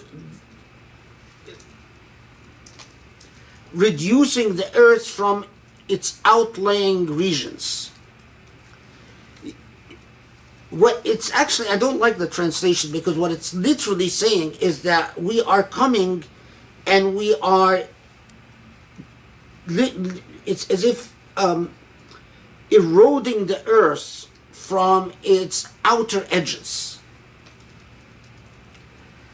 So classical commentators proposed, because they couldn't really understand what this meant, and they proposed, well, maybe what it's saying is to the Meccans, don't you see how more and more people are converting to Islam, and so you're losing territory?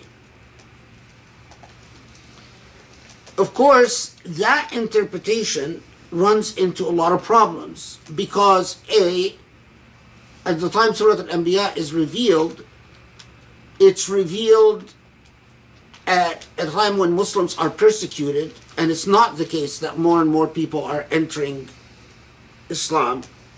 And it's not the case that the Meccans at the time that Surah Al-Anbiya is revealed are losing territory.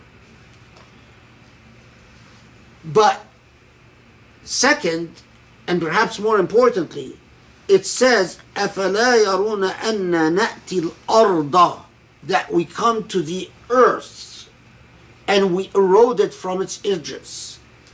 Why would it speak to the Meccans and say we're eroding the earth from the edges? So, and some, resorted to very metaphorical interpretations. They said, well, maybe the ard is a metaphor for the base human self, and it gets pretty forced.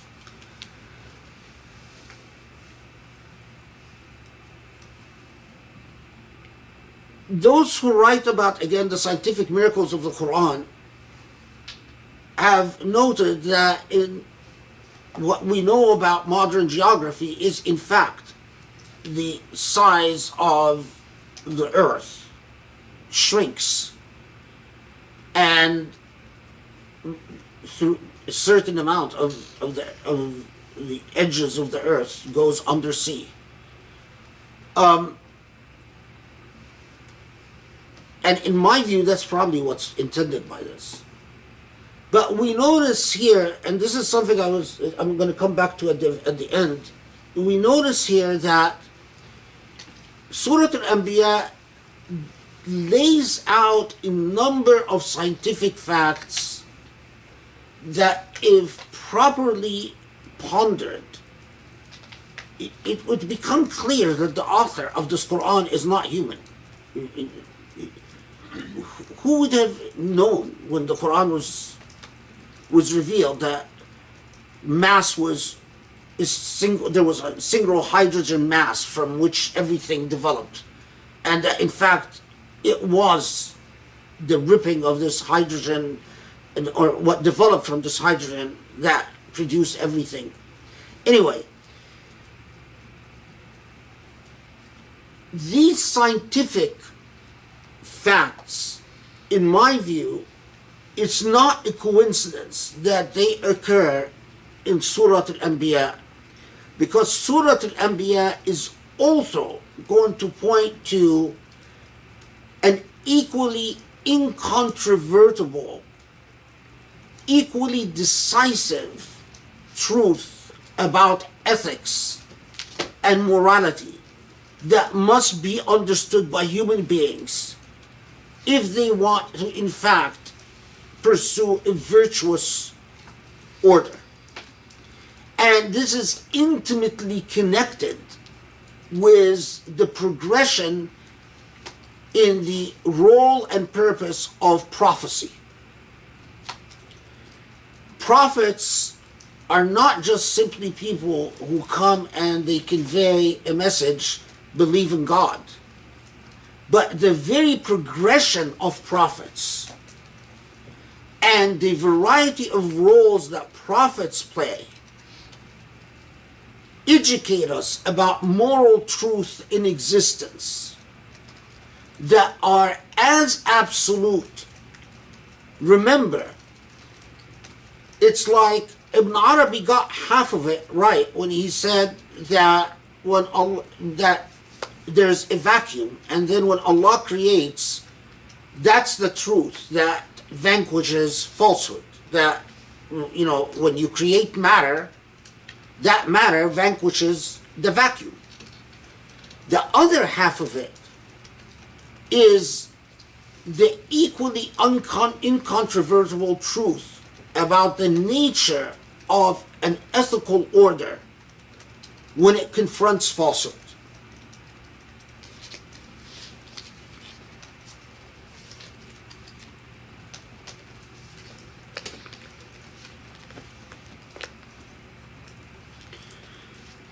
So right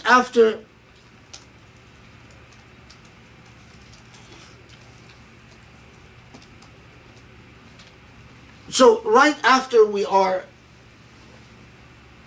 reminded of that, how human beings drift into a sense of entitlement,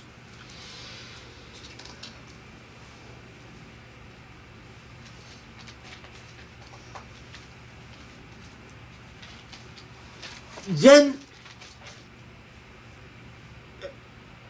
a brief reminder that human beings often don't come to their senses until, as the Quran says, وَإِن مَسَّتْهُمْ نَفْحَةً مِنْ عَذَابِ رَبِّكَ لَيَقُولُونَ يَا وَيْلَنَا إِنَّا كُنَّا ظَالِمِينَ, that human beings will often just drift into oblivion until they're touched with a little bit of hardship, and then they remember. But unfortunately, they only remember momentarily.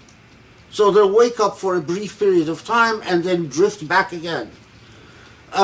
Yesterday in the reflection group, when we were talking about the pandemic,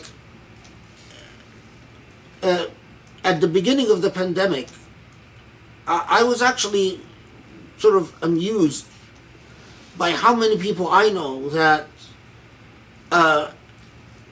had forgotten God a long time ago, and I'm talking about people in the Middle East, started getting frantic religious at the beginning of the pandemic because they were scared. And then I noticed that they went back again to posting their idiotic stuff now that they think the pandemic is over. You know, then Grace tells me that there is something called the Delta, whatever. So maybe it's not over. Huh? Variant. No, Delta variant? Yeah, so, I don't know. It's okay. Then we come to 47. وَنَضَعُ الْمَوَازِينَ الْقِسْطَ لِيَوْمِ الْقِيَامَةِ فلا تظلم نفس شيئا وإن كان مثقال حبة من خردل آتينا بها وكفى بنا حاسبين. ونضع الموازين القسط. Let's translated it. 47. We shall set the just scales for the day of the resurrection. No. Okay. ونضع الموازين القسط ليوم القيامة.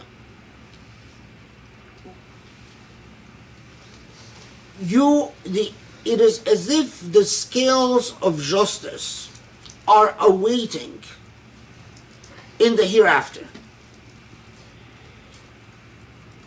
But the way that this is phrased in Ayah 47,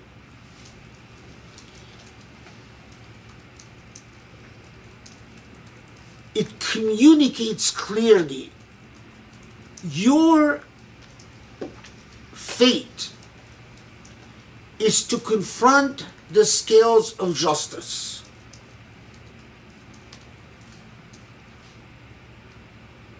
Then a priori, shouldn't the scales of justice become your concern now?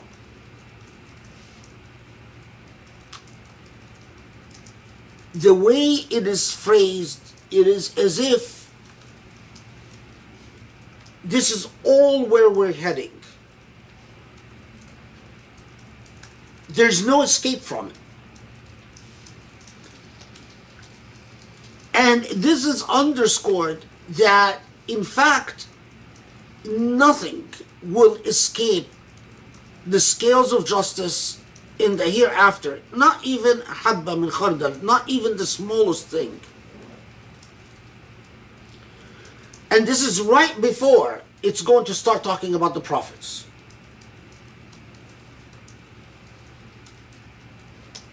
Now, before you meet such an exacting system of justice, where not even the smallest thing escapes, as Al-Ghazali says in commenting on this verse,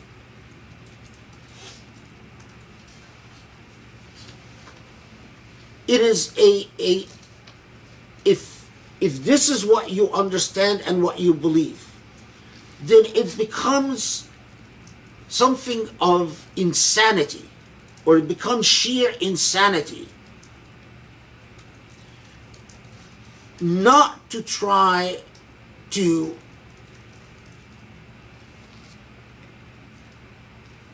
minimize and mitigate your responsibility before these exacting scales of justice in the hereafter by achieving an as close an approximation of justice in the here now. So in other words, you are lessening your responsibility as much as possible by living up to that demand of justice now, rather than waiting till the hereafter, where it is a ruthlessly exacting system with no reprieve. Bismillah ar-Rahman ar-Rahim. So now Surah Anbiya is going to switch to talking, or begin talking, about the prophets.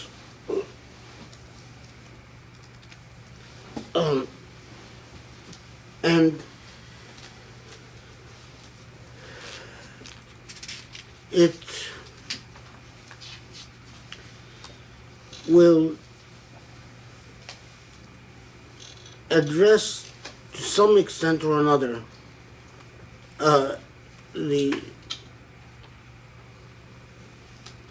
prophets Musa and Ibrahim and Lut and Nuh and Yunus and Ayub and Zakaria and Dhil Kifl, will comment on, and Isa alayhim salam.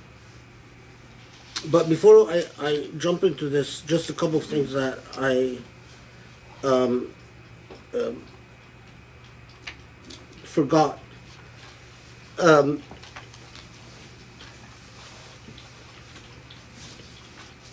In Ayah 11, when I mentioned that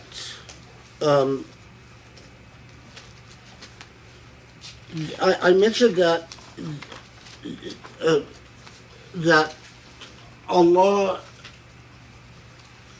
allows towns or communities that have become overcome with injustice to be destroyed, and I said that the destruction could be even not just natural disasters, but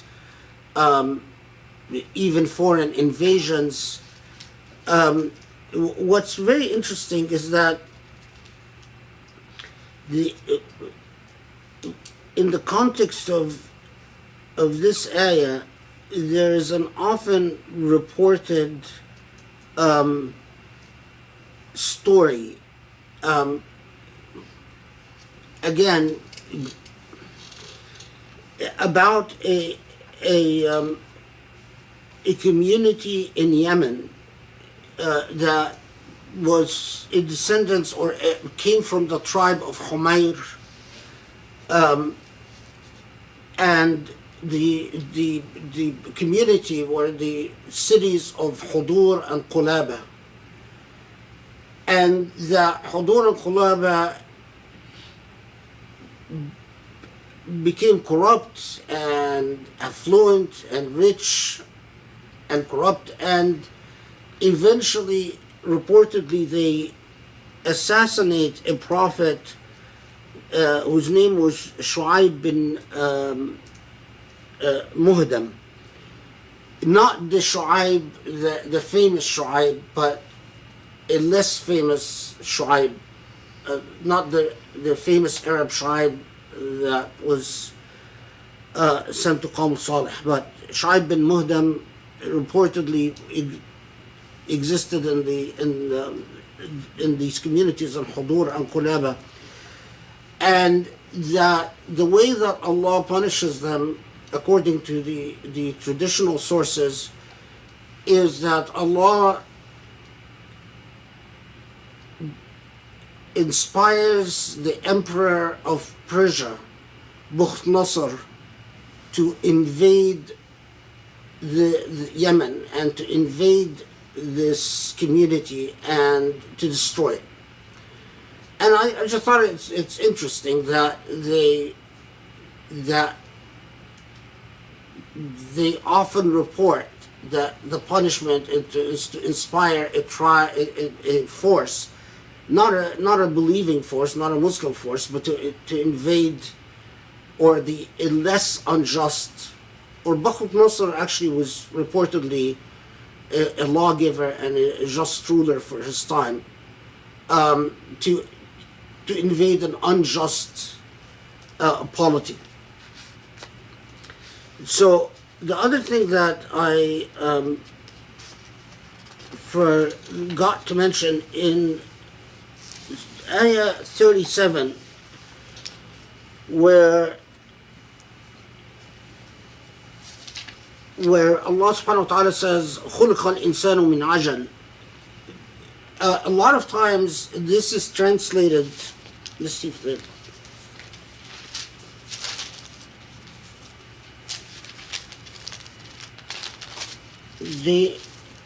let's see if it's,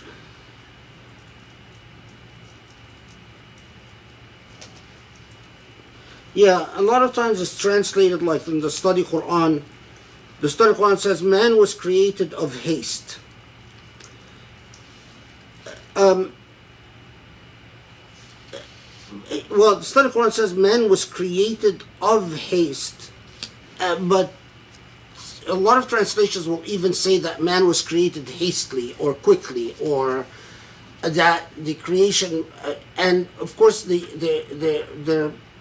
meaning is that because man was created, or human beings were created quickly, that human beings have that characteristic is that they're hasty, and that they are often quick to judgment or quick to emotions. What I want to point out is that this expression خُلِقَ الْإِنسَانُ مِنْ عَجَلٍ is actually idiomatic. It does not mean that human beings were created quickly or hastily. In classical Arabic, if there's a lot of something, so for instance you could say someone, أنت من لعب, you are of play, meaning that you play a lot. So خُلِقَ الْإِنسَانُ مِنْ عَجَلٍ means that a common characteristics of human beings is that they're hasty, not that they've been created hastily. Because I've often seen Muslims get this wrong, and even in Islamic centers and so on, you'll find, and that's because they're mixing modern Arabic with classical Arabic. خُلِقَ الْإِنسَانُ مِنْ عَجَلٍ in classical Arabic it's an idiomatic expression. In modern Arabic it's something else, which also in some old Arabic forms, like in the linguistic practice of the Yemenite Humayrs, Ajal meant tin, meant clay. So you could say خُلِقَ الْإِنسَانُ مِنْ عَجَلٍ could mean human beings were created from clay. It's more likely that it means, it has the idiomatic meaning, in my opinion, than the meaning of clay, but it's more likely that it's just the idiomatic meaning that human beings are, a common characteristics of human beings is in fact their hastiness. Okay. So let's go back to where did we love? 48. Okay.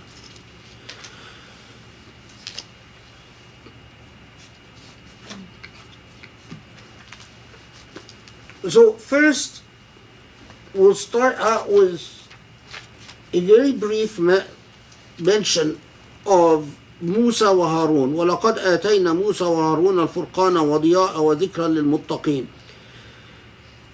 Notice the study Quran says, we indeed gave unto Moses and Aaron, Harun, the criterion and a radiant light and a reminder for the reverent. Al-Furqan, here Al-Furqan means not necessarily the laws of Moses, but the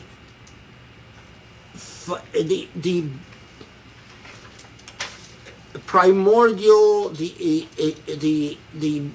basic and primordial and the fundamental moral laws found in the Torah. So وَلَقَدْ آتَيْنَا مُوسَى وَهَارُونَ الْفُرْقَانِ, it's like saying وَضِيَاء وَذِكْرَ لِلْمُتَّقِينَ. We've given them a light and a criterion in the sense of moral truth that is found in the revelation to Moses and Harun. And notice with the mention of Musa and Harun, it simply reminds us of these fundamental moral truths that go back to Musa and Ibrahim,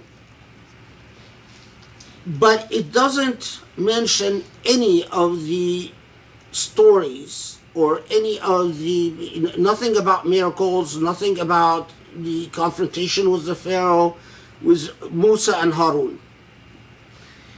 Rather, it goes then from Musa and Harun, it goes back to Ibrahim, and it's a dynamic involving another natural and eternal and fundamental truth. Before Musa and Harun, and that moral truth that is brought up in the narrative about Ibrahim alayhi salam, even is before Ibrahim is a prophet.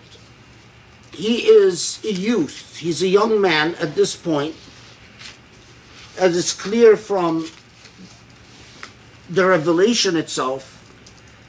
And as a young man, he confronts his people with an obvious illogical reality in their lives, an obvious, clear fallacy. The fallacy is represented in that he destroys the statue, he goes to the biggest idol, he puts the axe in the arms of the idol, and when they bring Ibrahim to be questioned, and Ibrahim says the logical thing is that the biggest idol destroyed all the smaller idols because there are no competitors, as a form of taking vengeance on the lesser idols. And then says to them, and ask him if it's true or not. Now, here's some subtlety.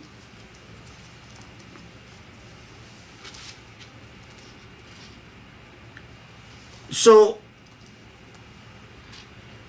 it seems that what Ibrahim presents them with is a tight, well-argued, logical case.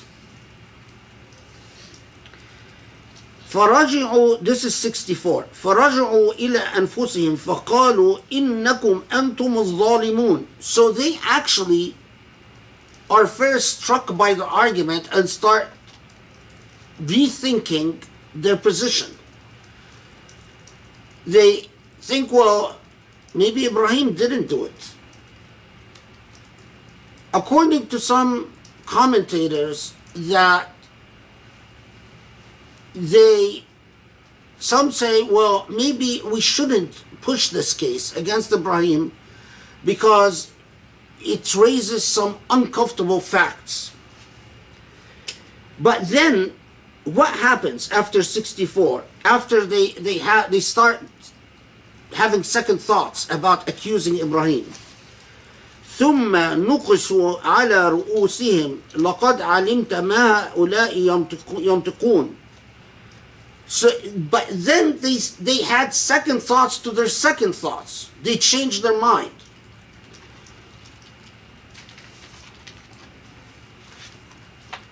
How dangerous it would be to let Ibrahim off the hook and to accept the narrative that the biggest idol in fact destroyed the lesser idols.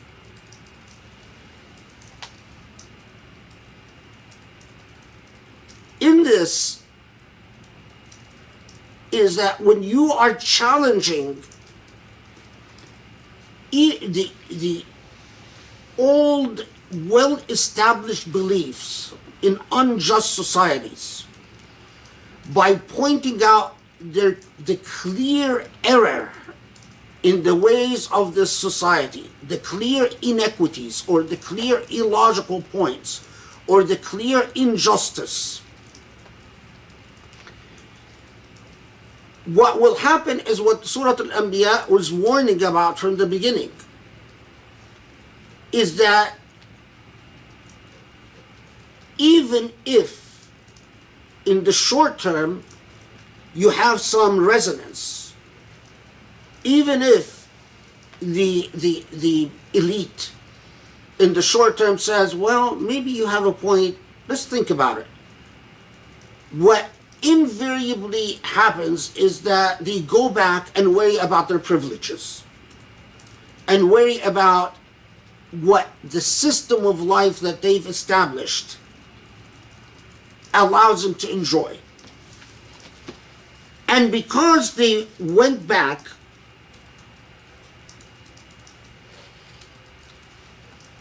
although Ibrahim says to them, أُفٍّ لَكُمْ وَلِمَا تَعْبُدُونَ مِن دُونِ اللَّهِ أَفَلَا تَعْقِلُونَ أُفٍّ لَكُمْ وَلِمَا تَعْبُدُونَ مِن دُونِ اللَّهِ. You know, this is so ridiculous.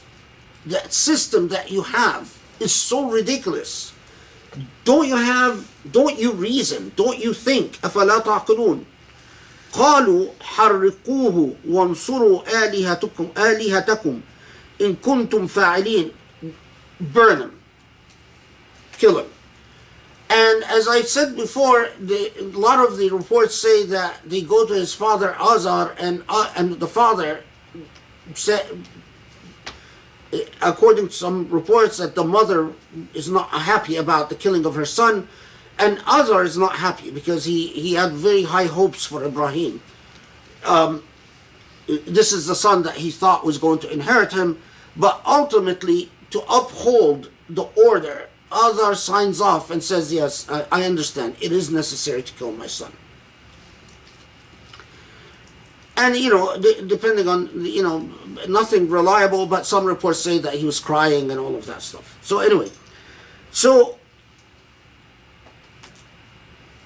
the first narrative, Ibrahim leads an act of destruction. The act of destruction challenges the old system. The old system responds to the act of destruction with another act of destruction. You've destroyed our idols, we're going to kill you.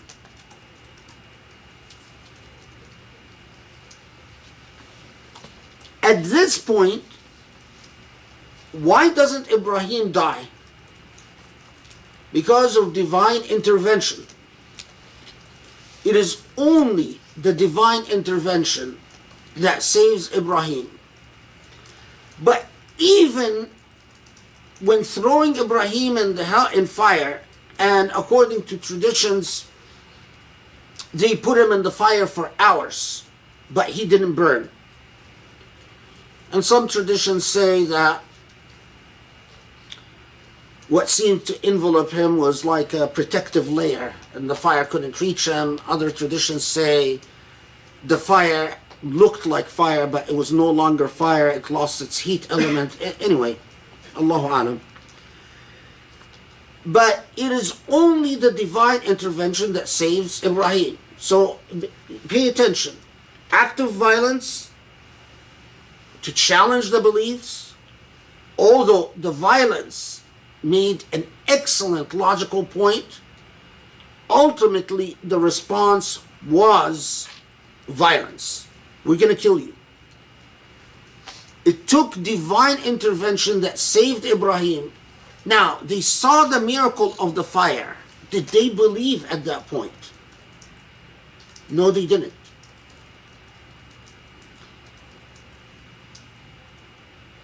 Sometimes that type of challenge, although it's entirely logical, even ethical, but when it clashes against the egos and the biases of human beings, there is no way of reaching them. Ibrahim, then at this point, Surah Al-Anbiya tells us that Lut and Ibrahim both leave this town. It is not guided. They leave this town and they go to a blessed land.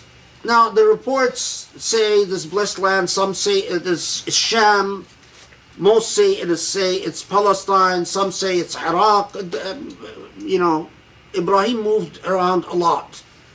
And he went to Sham, and he went to Iraq, and he went to Palestine. So it could be, Allah Alam. Okay. And Ibrahim and Lut then immigrate, and we know that with Ibrahim, it is not the initial act of violent rebellion that will spell any success for Ibrahim. But after maturity, Ibrahim will lead a slow, incremental process that resembles very much what the Prophet Muhammad ﷺ will go through, in which he will in fact have levels of success. But the irony is, although Surah Al-Anbiya doesn't tell us this, but the irony is that we know is that the most successful of all of Ibrahim's acts is to go to an isolated arid desert and leave his wife and his son Ismail and pray to Allah that centuries later it will become a center. So it leaves you reflecting. So on the one hand, ethical truths were reached by Ibrahim alayhi salam even before prophecy.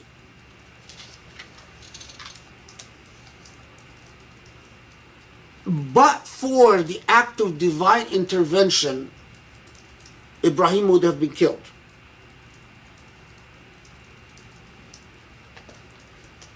It was not the destruction of the idols that brought the greatest success,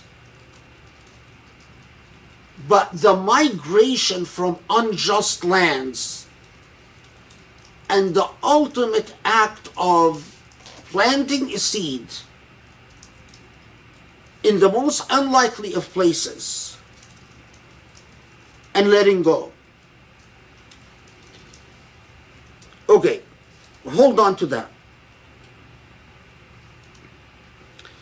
So, but Ibrahim has another success,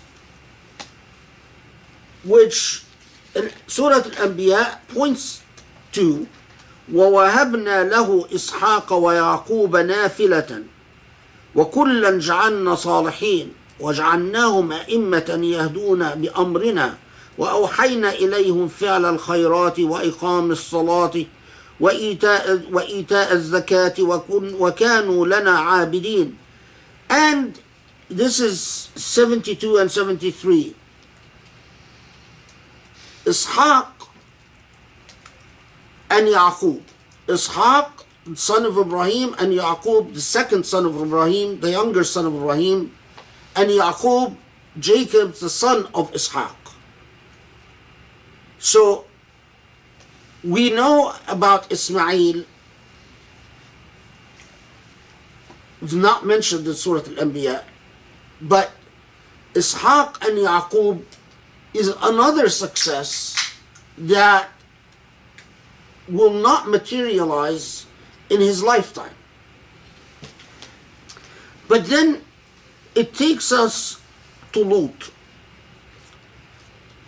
And it simply tells us that وَلُوطًا آتَيْنَاهُ حُكْمًا وَعِلْمًا وَنَجَّيْنَاهُ مِنَ القَّرْيَةِ التي كانت تعمل الخبائث إنهم كانوا قوم سوء فاسقين وأدخلناه في رحمتنا إنه من الصالحين.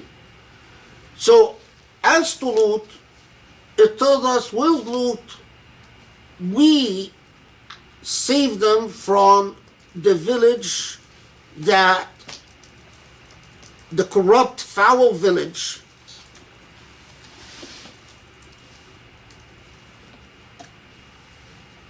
and it moves on. But we saved Lut from the corrupt, foul village. Then it takes us to Nuh. And then it tells us that Nuh called upon us. وَنُوحًا إِذْ نَادَى مِنْ قَبْلُ فَاسْتَجَبْنَا لَهُ. Nuh called upon us, فَنَجَّيْنَاهُ أَهْلَهُ مِنَ الكَّرْبِ الْعَظِيمِ. So we saved them from the great calamity, and we know here the reference is to the flood. And إِنَّهُمْ كَانُوا قَوْمَ سُوءٍ فَأَغْرَقْنَاهُمْ أَجْمَعِينَ. So we drowned. So was Lut, was Ibrahim, was Ibrahim, we are not told about a destruction. We are told, in fact, about birth. It started out with an act of challenging the disbelief or this belief system, with Ibrahim committing the act of destruction, Allah intervening to save Ibrahim, and then an incremental ongoing process. With Lut, it took an act of destruction by Allah, and simply Lut is saved, and he lived as a abid, as a worshipper, with whoever that was it. And Nuh, again, Allah intervened to save Nuh with the flood and his followers. Okay. Then at this point, it takes us to Dawood and Sulaiman. And the picture it gives us of Dawood and Sulaiman would cause anyone paying attention pause. Because it doesn't start out by telling us about their powers or their miracles. It starts out by telling us something about their justice. So it says that Dawood and Sulaiman are presented with a legal case about justice. What is the legal case that they're presented with? Well, first, David is the one that is going to adjudicate the case in the first instance. And it is a man who owned sheep. The sheep that belonged to this farmer transgressed upon the land of the farmer's neighbor and destroyed the farmer's crops. This is an issue of liability. You failed to control your sheep. You failed to fence your sheep in so that they don't walk around and transgress upon your neighbors. And as a result, your neighbor sustained a serious financial loss by losing his crops. So Dawood, who is a just king, contrary to the way Dawood is often portrayed in the Bible, as rather bloodthirsty tyrant. In the Quran, Dawood is a just king. Dawood says, well, in compensation, the neighbor, your sheep should go to the neighbor. Money, currency, is not common in that age. And this person has sustained a loss. They need to be compensated. It's like, well, you don't have currency to pay. Well, you pay with your sheep. So the sheep goes to the neighbor. At this point, Sulaiman interjects and says, no, there's a more just solution. And the just solution is that the problem is that if you give the sheep of this farmer to the neighbor, then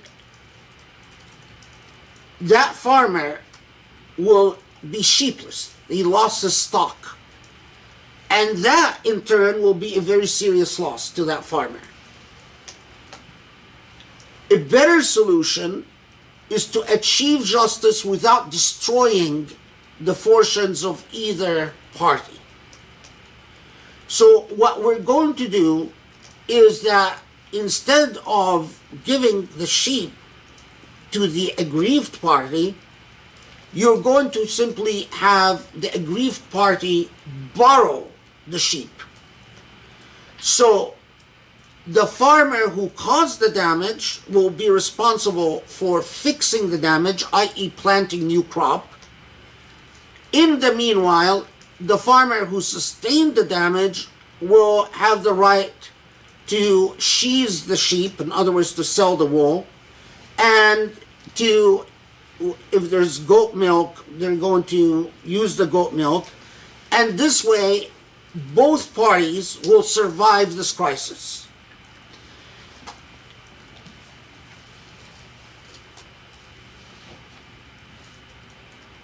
And that expression, فَفَهَّمْنَاهَا سُلَيْمَانَ, this is 79.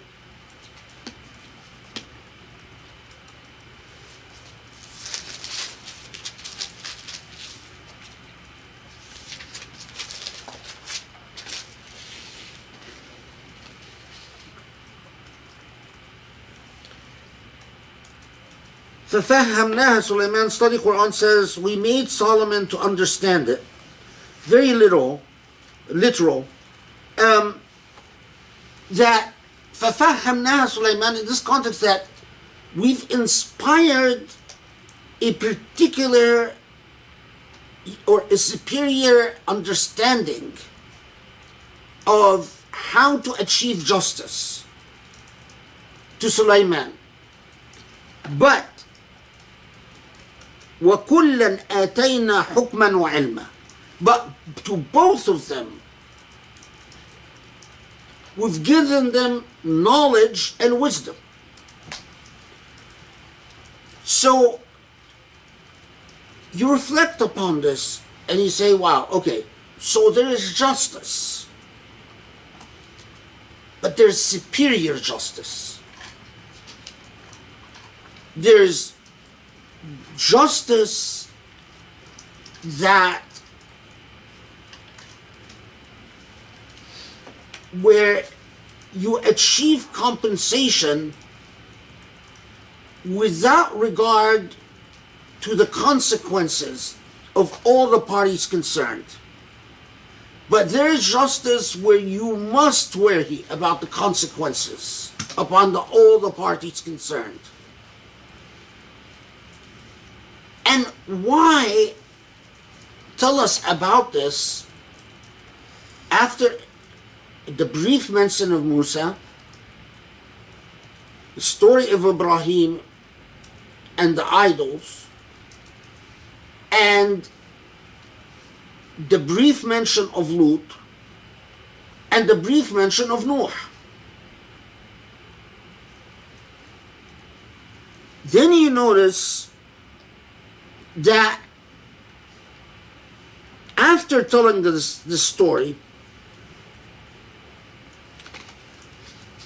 the Quran reminds us of something that we already know from an earlier revelation, that among the blessings that Allah gave Dawood is the mountains and the birds supplicate their Lord with him. وَسَخَّرْنَا مَعَ دَاوُودَ الْجِبَالَ يُسَبِّحْنَ وَالطَّيْرَ وَكُنَّا فَاعِلِينَ. Okay. Now, Muslim theologians spent a lot of time talking about how is it that they supplicated with him. And most said that it is not that they supplicated with him, meaning that he would start supplicating and they would start supplicating, but simply that Dawood was in synchronicity with the supplication of the birds and the mountains. In my view, there's an added meaning.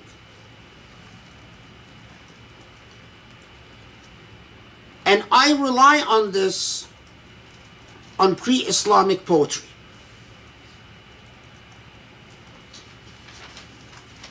Justice causes nature to sing.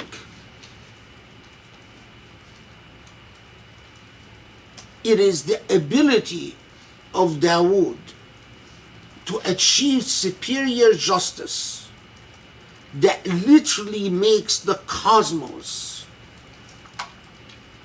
celebrate Dawood.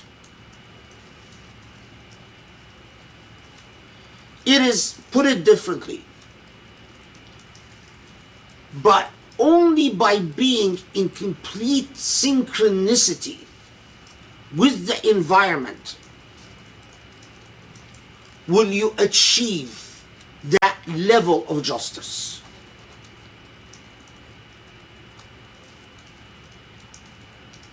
It is as if only by being able to understand that the birds supplicate and the mountains supplicate will you achieve that level of justice. Okay, but that level of justice comes not through acts of destruction, but through acts of construction.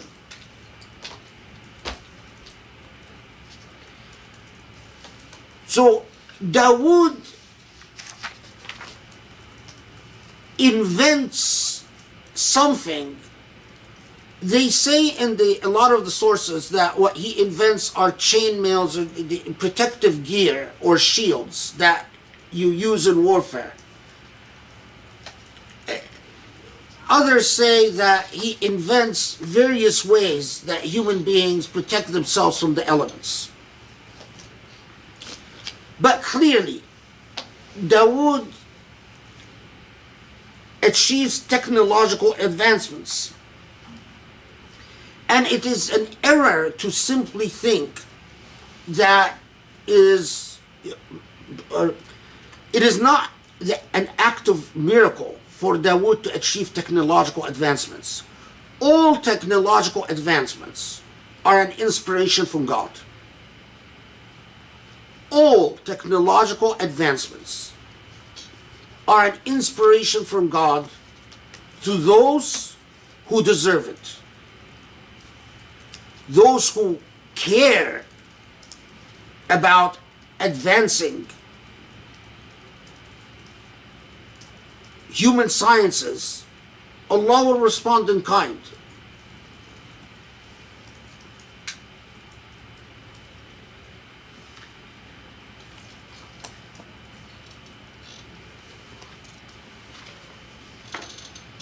And with Sulaiman,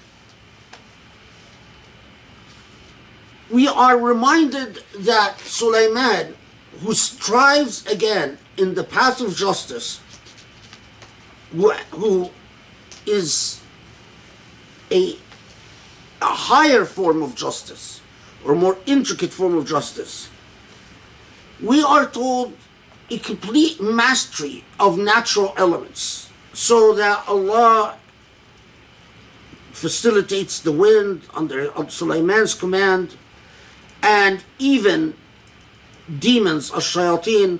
Some have suggested, وَمِنَ الشَّيَاطِينِ مَنْ يَغُوصُونَ لَهُ, suggested that here, especially in Sufi-esque literature, they read this metaphorically to mean forms of controlling your inner demons. I think that Sulaiman did control demons. I think that literally did control demons. But the point is, why are we being told about this in Surah Al-Anbiya in this context? Okay. Now, notice with Sulaiman and Dawood, we didn't get any reference to Allah. With Ibrahim, the Quran says, Najjaynah, we saved them from the fire. With Lut, we saved Najjaynah, we saved them from the punishment that befell his people. With Nuh, Najjaynah, we saved them from the flood.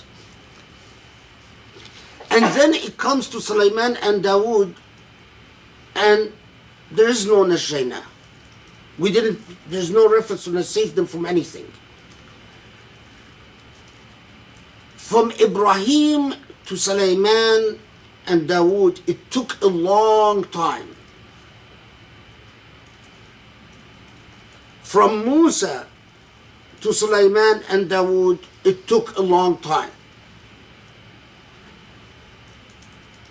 What enables Sulaiman and Dawood to achieve levels of justice, higher levels of justice?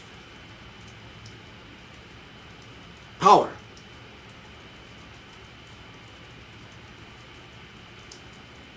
Ibrahim struggled to attain power, but lived struggling with that. Lut was powerless. Nuh was powerless. Sulaiman and Dawood, through technical know-how and control of nature, had power. But they turned this power towards justice. Then it takes us to a very different model. Ayub. Ayub, no major confrontations, no major followers, no destruction, no hijrah. Ayub is a prophet, but is a rather lowly and isolated prophet. Ayub loses his wealth, loses his children, loses his health, and all he has is a loyal wife. And at that point, when everything is very dark and Ayub has struggled for a very long time, وَأَيُّوبَ إِذْ نَادَى رَبَّهُ أَنِّي مَسَّنِيَ الضُّرُّ وَأَنْتَ أَرْحَمُ الرَّاحِمِينَ.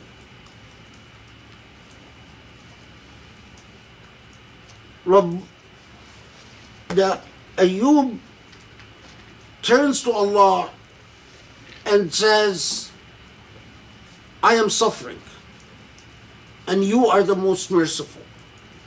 There's no one else to turn to. It doesn't say فَنَجَّيْنَاهُ, it doesn't say we saved him, it says فَاسْتَجَبْنَا لَهُ. So we answered that praying. فَكَشَفْنَا مَا بِهِ مِنْ ضُرٍّ وَآتَيْنَاهُ وَأَهْلَهُ وَمِثْلَهُمْ مَعْهُمْ رَحْمَةً مِنْ عِنْدِنَا وَذِكْرَى لِلْعَابِدِينَ. And we replaced all that he lost. Then it takes us to Ismail, who's mentioned after Ishaq, and mentioned Ismail wa Idris wa Dhakif wa kullun min as-sabirin, and it simply tells us, underscores their patience.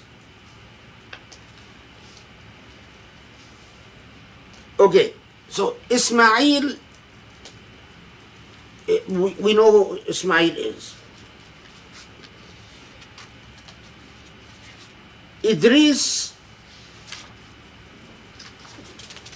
wait down. Yeah.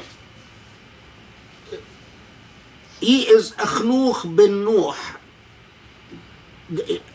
Enoch in the Bible. And the Kif, there's a long debate about who the Kif is. The honest truth is, we don't know. The Kif, other than to, as many commentators say, that he is a prophet that we are not told much about. Some authorities try to find a parallel for him in the Bible, but all of that is speculative. And neither here nor there. But what is underscored, this element of sabr, in long-term perspective, without further elaboration other than what is known about them from the Quranic revelation. But rather it then moves on to the Nun. and the Nun is Yunus, Jonah. And puts us in the picture with Jonah, who, unlike Ismail and Idris and the Kif, who were marked for their patience and endurance, then Nun, as we've talked about before, or Yunus, gives up at some point and says, my people are done for. And as we've talked about before, storms out. And here again, the word فَنَجَّيْنَاهُ returns. We've saved them. وَذَنُّونِ إذ ذهب مغاضبا فظن أن لن نقدر عليه فنادى في الظلمات أن لا إله إلا أنت سبحانك إني كنت من الظالمين. So he is, as we know, swallowed by the whale, although the whale is not mentioned here. It just says that he supplicates us in the darkness. Because of earlier revelation, we fill in the blanks, so to speak, and say that, well, the darkness is in the darkness of being in the whale, and he supplicates the Lord, and he says, I have been unfair, forgive me. And فاستجبنا له ونزلناه من الغم وكذلك ننجي المؤمنين. So we answered his prayer ونجيناه من الغم. I want to see how this is translated. You know, it's going to be translated in a very literal way, but what the heck. Okay. We answer them and save them from grief. Very literal. Okay. So, وَنَجَّيْنَاهُ مِنَ الْغَمِّ. We save them. But save them in Surah Al-Anbiya, we're not, the hut is not emphasized. The whale is not emphasized. What is emphasized is the predicament of sitting in darkness, utterly hopeless, after having despaired in God. Sitting in darkness, utterly hopeless. And you are saved from utter despair. نَجَّيْنَاهُ مِنَ الْغَمِّ. You're not saved from a flood. You're not saved from a storm that hails down stones on people. You're not saved from the fire. You're saved from utter despair.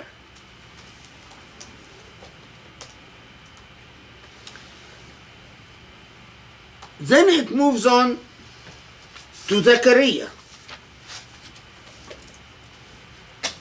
And Zechariah is nada rabbahu. Again, he calls upon his Lord.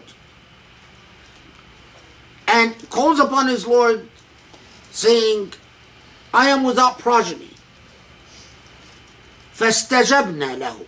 Here again, like Ayub, فَاسْتَجَبْنَا. We answered his call. وَوَهَبْنَا لَهُ يَحْيَى وَأَصْلَحْنَا لَهُ زَوْجَهُ إنهم كانوا يسارعون في الخيرات ويدعوننا رغبا ورهبا وكانوا لنا خاشعين.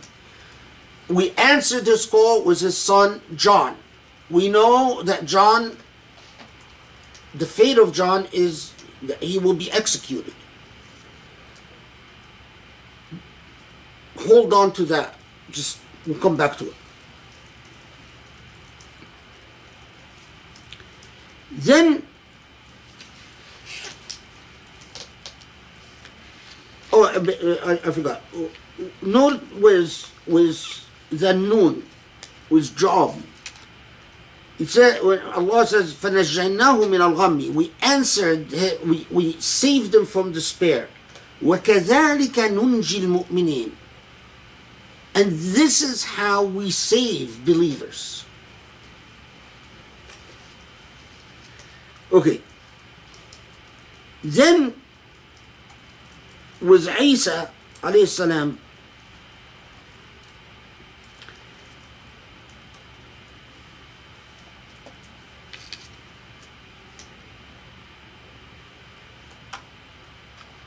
and it doesn't even name Isa, but would say وَالَّتِي أَحْصَنَتْ فَرْجَهَا فَنَفَخْنَا فِيهَا مِنْ رُوحِنَا وَجَعَلْنَاهَا وَإِبْنَهَا آيَةً لِلْعَالَمِينَ.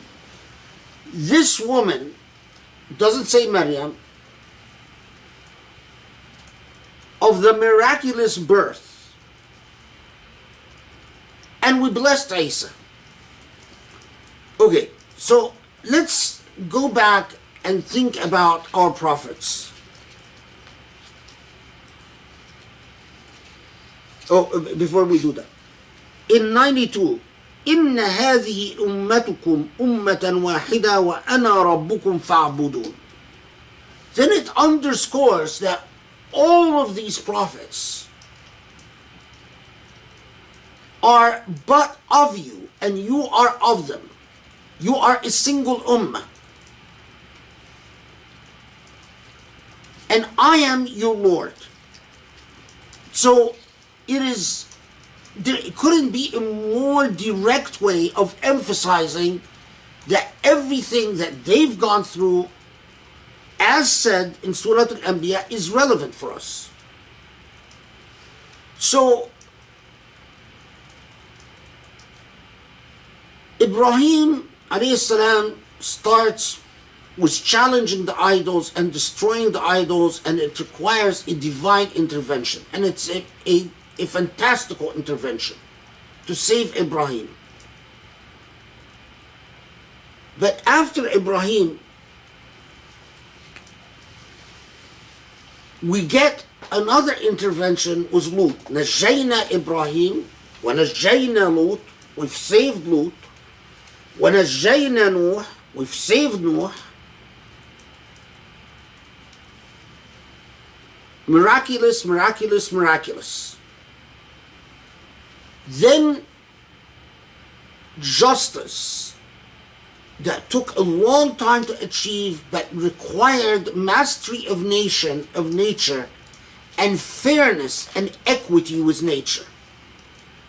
Dawood and Sulaiman. But then very human predicaments. Yunus, no miracle that destroys his people, but a different type of miracle.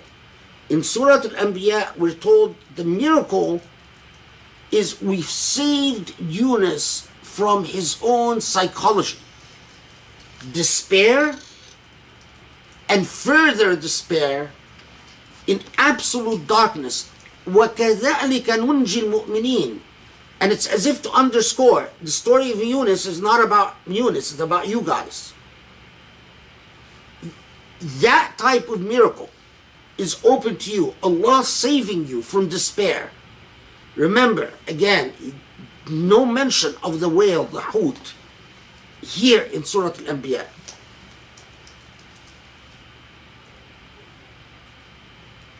Ayub, a very human, istajabna, we've answered his prayer from being very sick. With Zakaria, istajabna, we've answered his prayer. Doesn't mention the miracles. It just says wastajabna, we've answered his prayers. And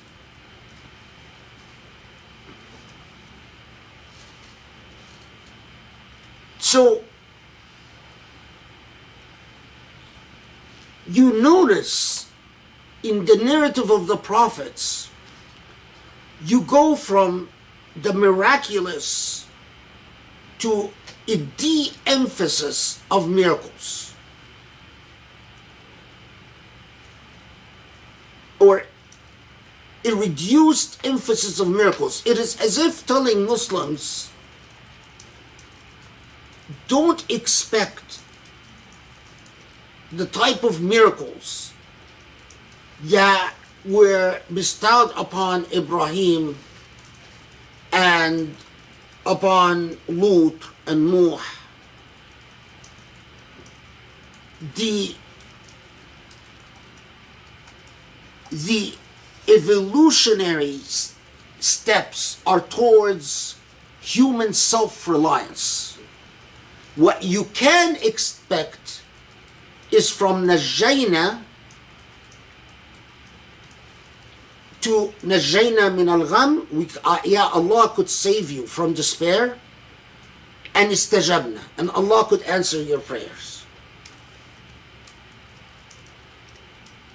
That's one. Two, know that when you confront people with their irrationality and with their fallacies and their moral bankruptness, don't expect that they're going to take you in with open arms. You Muslims have seen what happens. They persecute you. But keep in mind that if you initiate violence, the response could be violent.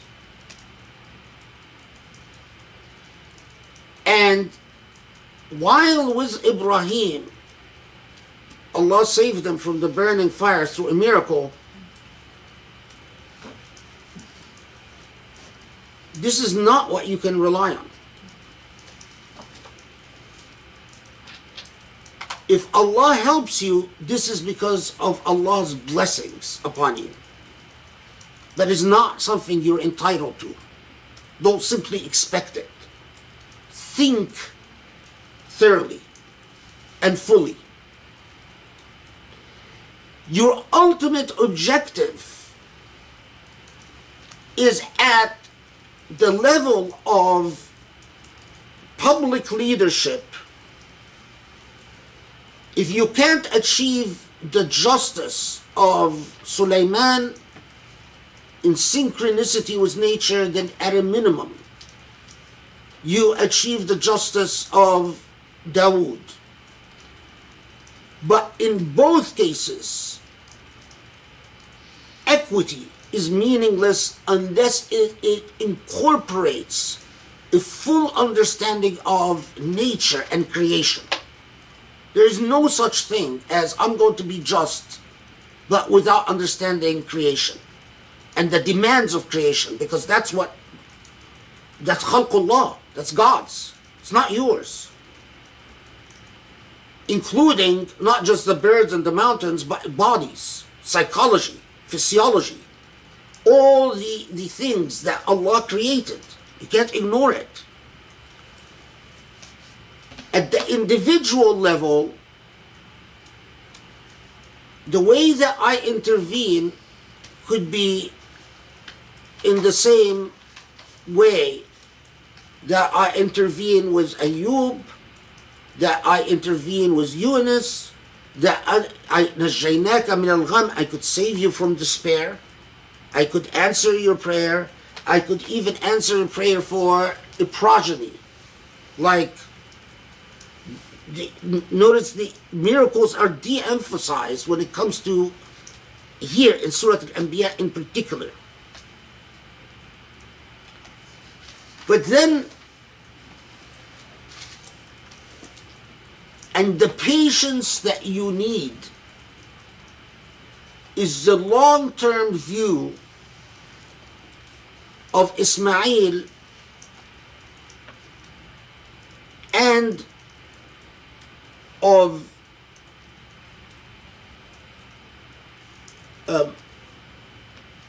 what's his name? I forgot. Idris, of Ismail and Idris, and as little as we know as of the Kifl, but what little exists that have been reported about the Kifl is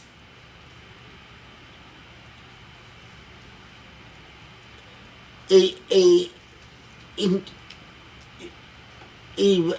to put it, the wisdom of age, meaning doing something, understanding that results can take a very long time.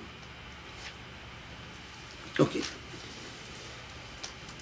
And this is all wrapped up And I am not telling you the stories of prophets to entertain you. And I'm not telling you these stories so that to make the obvious point that the kuffar don't like what your prophet has to say and is persecuting you. Well, you're living through it. But so that you understand that there is a single sunnah to moral truth that all the prophets resonate with from the beginning. And so studying the wisdom of what the prophets brought and the moral examples he set is critical for the mission that you're on.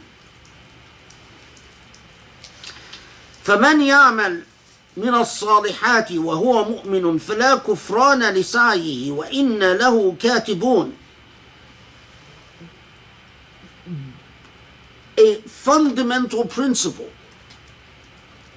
those who are believers and do good, يعمل من الصالحات, not belief, not simple ibadah, but actually do good.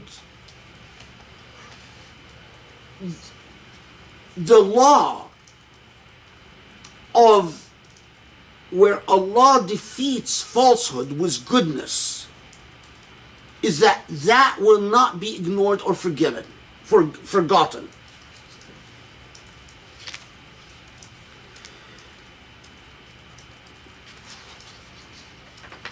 Then Surah Al-Anbiya here mentions something that was already mentioned in Surah Al-Kahf. This is 96. يأجوج ومأجوج حتى إذا فتحت يأجوج ومأجوج وهم من كل حدب ينسلون.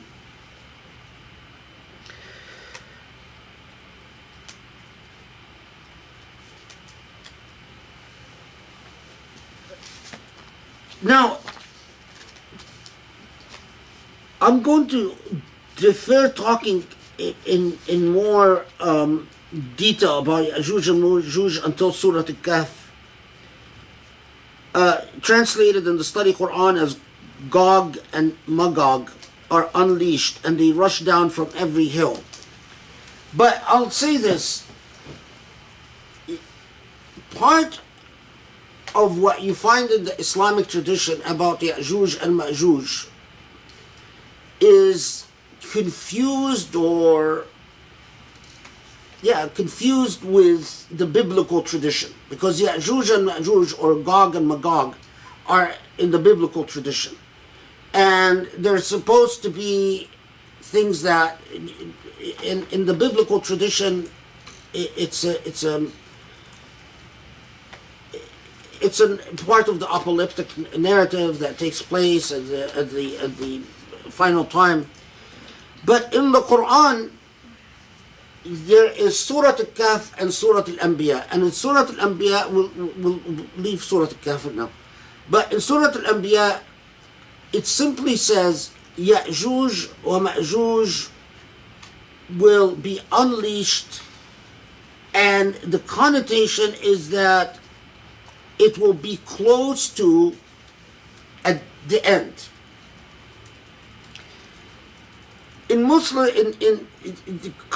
classical commentaries, there have been tons of speculations about who are the Ya'juj and Ma'juj that will be unleashed at the end, and that they will come down in droves, which apparently will cause an enormous amount of destruction and an enormous amount of strife. And some have said, have just said these are the Mongols, these are the Crusaders. Some have even said these are the Turks. Obviously before the Turks converted to Islam.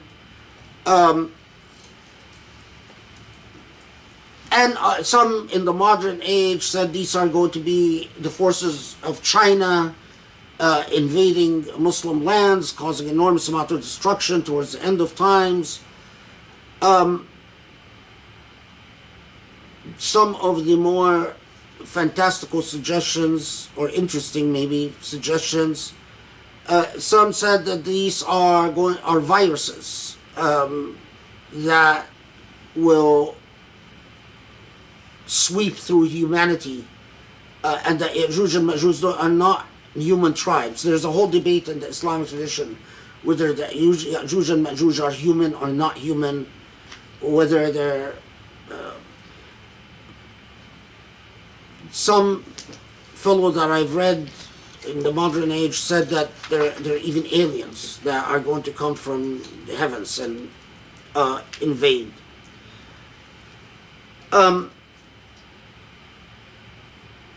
I think all we can say is that towards the ends of time, or at least that's what I believe, is that there's going to be some major event that causes some major trauma. Whether the Ya'juj and Ma'juj are American forces invading the Middle East, as when the US invaded Iraq, some Iraqi writers said, whether it is some future invasion by Chinese, whether it was the Mongols, whether it was... all of this is just, we are speculating. You know, maybe it is aliens from outer space. Why exclude that possibility? You know, maybe. Well, those who are going to live through it will know it. It's going to be pretty horrible. But I don't think it's going to be localized, because the Quran seems to talk about it like it is some event that's going to consume all of humanity. Maybe it is viruses that are going to decimate. Allahu Alam.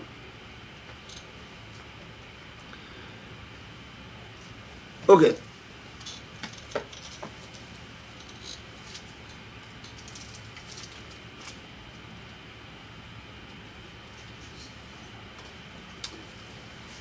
Then Surah Al-Anbiya, it is as if Surah Al-Anbiya is saying, after all of this, remember that there is no escape from the inevitable in this remarkably beautiful expression.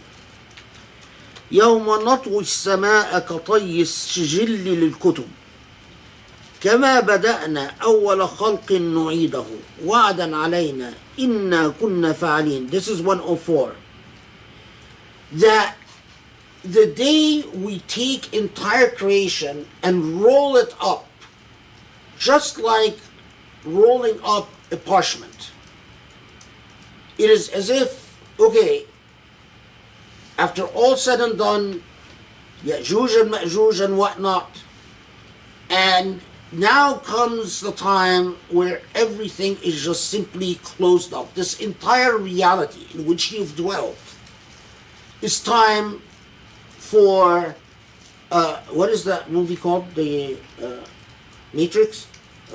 Yeah, it's time for the Matrix to be turned off and all of it to be rolled up now and closed up. And at that point, a different reality sets in, one that you're not familiar with and you have no frame of reference with. Two.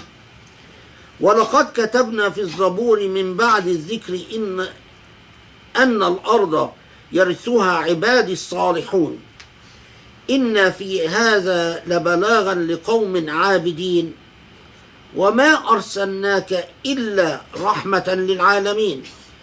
So let's see, this is 105.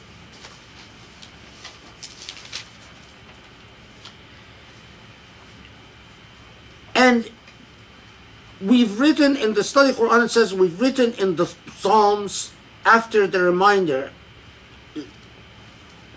I don't think Zabur here means the Psalms. I think Zabur in here means any revealed book.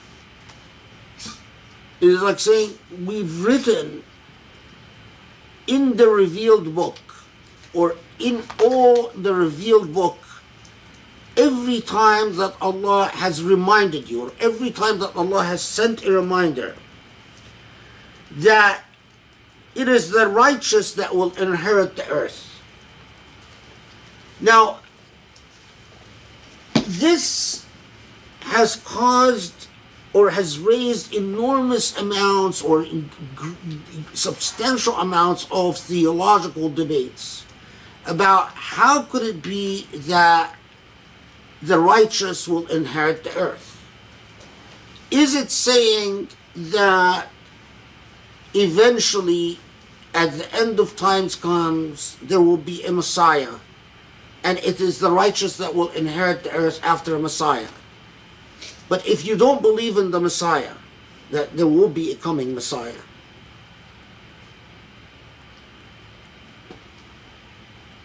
does it mean that here al-ard doesn't mean earth as we know it, but al-ard means earth in the hereafter? So that, as some have believed, that heaven and hell will in fact be on earth but with an altered reality. And that when it says it will be inherited by the righteous, that it's talking about the hereafter. I think both are unlikely, to be honest with you.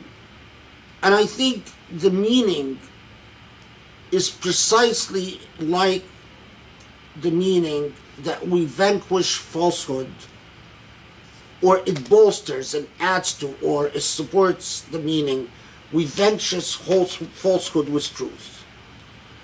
That yes, the righteous might be persecuted, might be in fact killed, might be destroyed, but ultimately they inherit the earth morally. In the same that the memory of the Prophet ﷺ, with all those who maligned the Prophet, and all those who attacked the Prophet, and all those who slandered the Prophet, the memory of the Prophet will remain a symbol for righteousness. Like Moses is a symbol for righteousness, like Isa is a symbol for righteousness, like Ibrahim is a symbol for righteousness. The Hitlers of the world will always be the Hitlers of the world. With enough passage of time, what is moral and what is right is what survives. That is the sunnah of Allah in existence. All those who thought vanity will live a vain existence and disappear with their vanities. But all those who live in virtue, they will ultimately inherit what is worth inheriting. وَمَا أَرْسَلْنَاكَ إِلَّا رَحْمَةً لِلْعَالَمِينَ. And we've only sent you as a mercy to humankind. Now this is underscored that all prophets are sent to remind us of a core moral virtue that we need so that we don't languish in the despair of darkness. It is the greatest offense to turn the message of any prophet, leave alone the Prophet Muhammad ﷺ, into an instrumentality of darkness and injustice. Look at the example of Dawood and Sulaiman. If Allah wants to alert us to the legacy of the prophets and the legacy of the prophets that are not associated with anjayna or istajabna. And Allah underscores what? It is their coherence with nature, their equanimity with nature, with existence, not just nature, and their justice. Rahmah lil Alameen becomes obvious. Moral virtue means justice. Mawazin al-Qist, the balance, the scales of justice. If moral virtue doesn't generate the scales of justice, then it is not moral virtue. Regardless of how much you try to convince yourself, it is exceptionalized morality. No morality leads to an injustice. فإن تولوا قل إنما يوحى إلي أنما إلهكم إله واحد فهل أنتم مسلمون. Will you all come together under one Lord? This is 108. فإن تولوا فقل آذنتكم على سواء وإن أدري أقريب أم بعيد ما توعدون. And if they turn away, then say, I've extended all means of vindicating my obligation towards you. But it also, as antukum ala sawa, also means I bear no vindictiveness or grudge against you.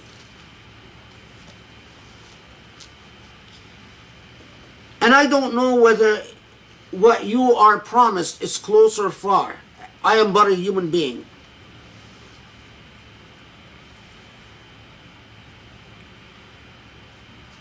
إنه يعلم الجهر من القول ويعلم ما تكتمون. God knows what you conceal and what you hide. وإن أدري لعله فتنة لكم ومتاع إلى حين قال ربي احكم بالحق وربنا الرحمن المستعان على ما تصفون. So, and 111.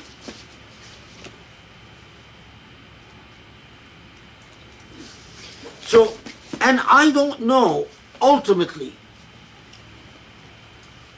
When you say وَإِنْ أَدْرِي لَعَلَّهُ فِتْنَةٌ لَكُمْ وَمَتَاعٌ إِلَى حِينٍ, I don't know if ultimately Allah will, the path that Allah has for you is like the path of those who طال عليهم الأمد, those who enjoyed their luxuries for so long they took it for granted, and ultimately they were destroyed either through natural means or through invasion or otherwise. I don't know, or ultimately whether God has something else in store for you. A remarkable statement when Allah tells the Prophet to speak to them. That Allah tells the Prophet to underscore that he doesn't know what the future will bring. When Allah speaks to the Prophet, Allah underscores through various hints and implications that in fact their society is vanquished and he will prevail. That topic deserves a whole study in itself, because it is remarkable that these voices in the Quran where Allah, even when Allah tells the Prophet something about the future, Allah underscores with the Prophet that his sole option is never to claim that divine knowledge, even when Allah tells him, even when Allah gives them that knowledge. قال رب احكم بالحق. Ultimately, here in different narratives, it's قيل ربي instead of قال ربي. قال, it would be as say he said. Who does the he refer to? Not قيل, sorry, قل. In other narrations, it should be قل ربي, say, Lord.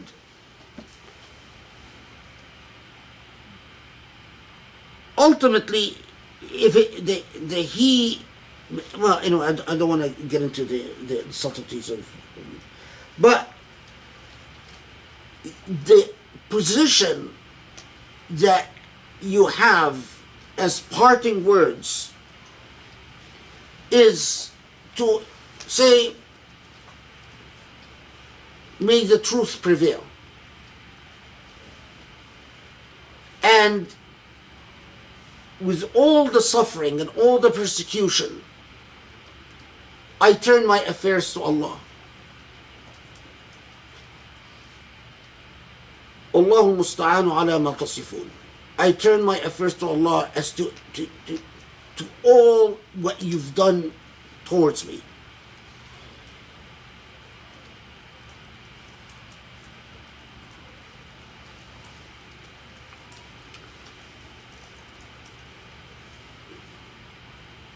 Surah Al-Anbiya, if we would summarize it,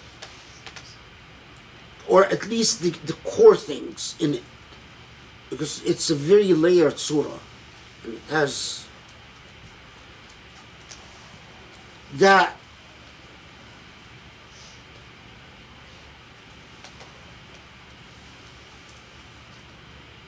the battle between that first, creation is purposeful because your God is purposeful, and there is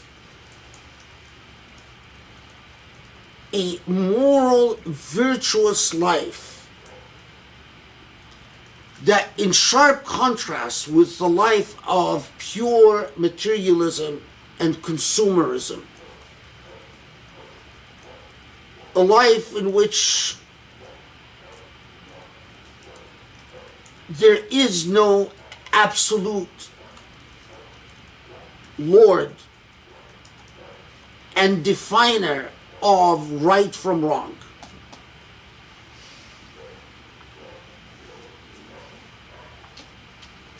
After establishing that you ultimately, your struggle is about establishing these moral virtues, it takes you to the prophets and it gives you several lessons. First,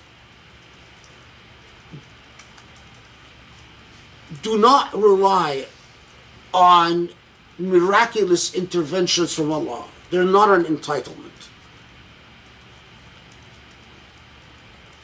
Understand fully that people resist the truth because they have all types of vested reasons to resist truth. But if you shock people by destroying their system of belief, they're going to react violently.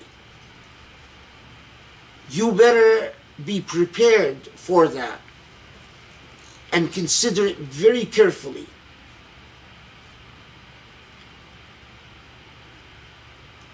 The act of destruction itself, by challenging people's systems of belief, is not the point.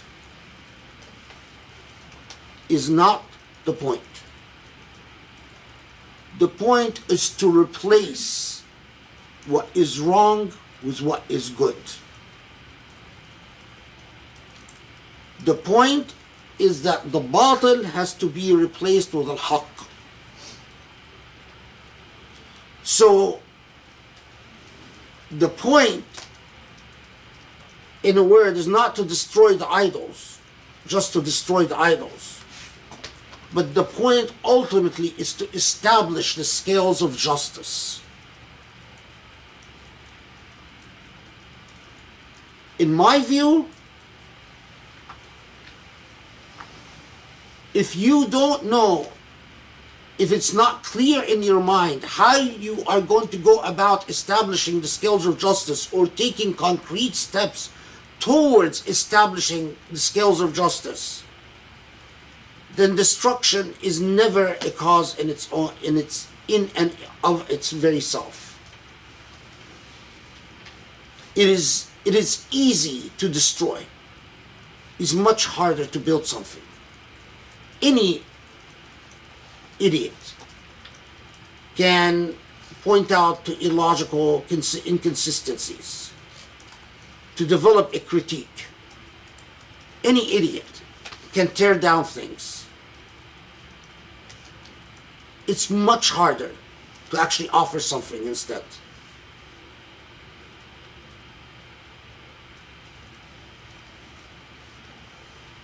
But even the end of the age of miracles, at the scale that we know, the miraculous intervention of the divine in the life of individuals will never end.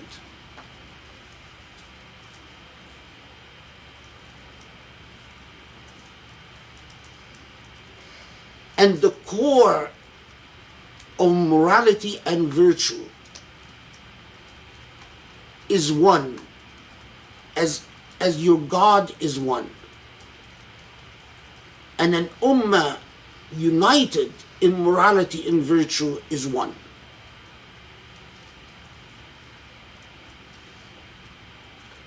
But ultimately understand that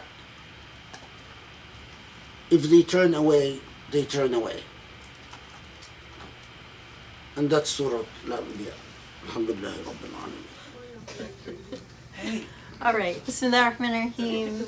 Assalamu alaikum. So now Sheikh is just saying offline that he wants to isolate so he can read his book, and he's going to be reading his book. So hopefully we can distract him to do the Q&A with us for just a little bit, and then you can go back to reading.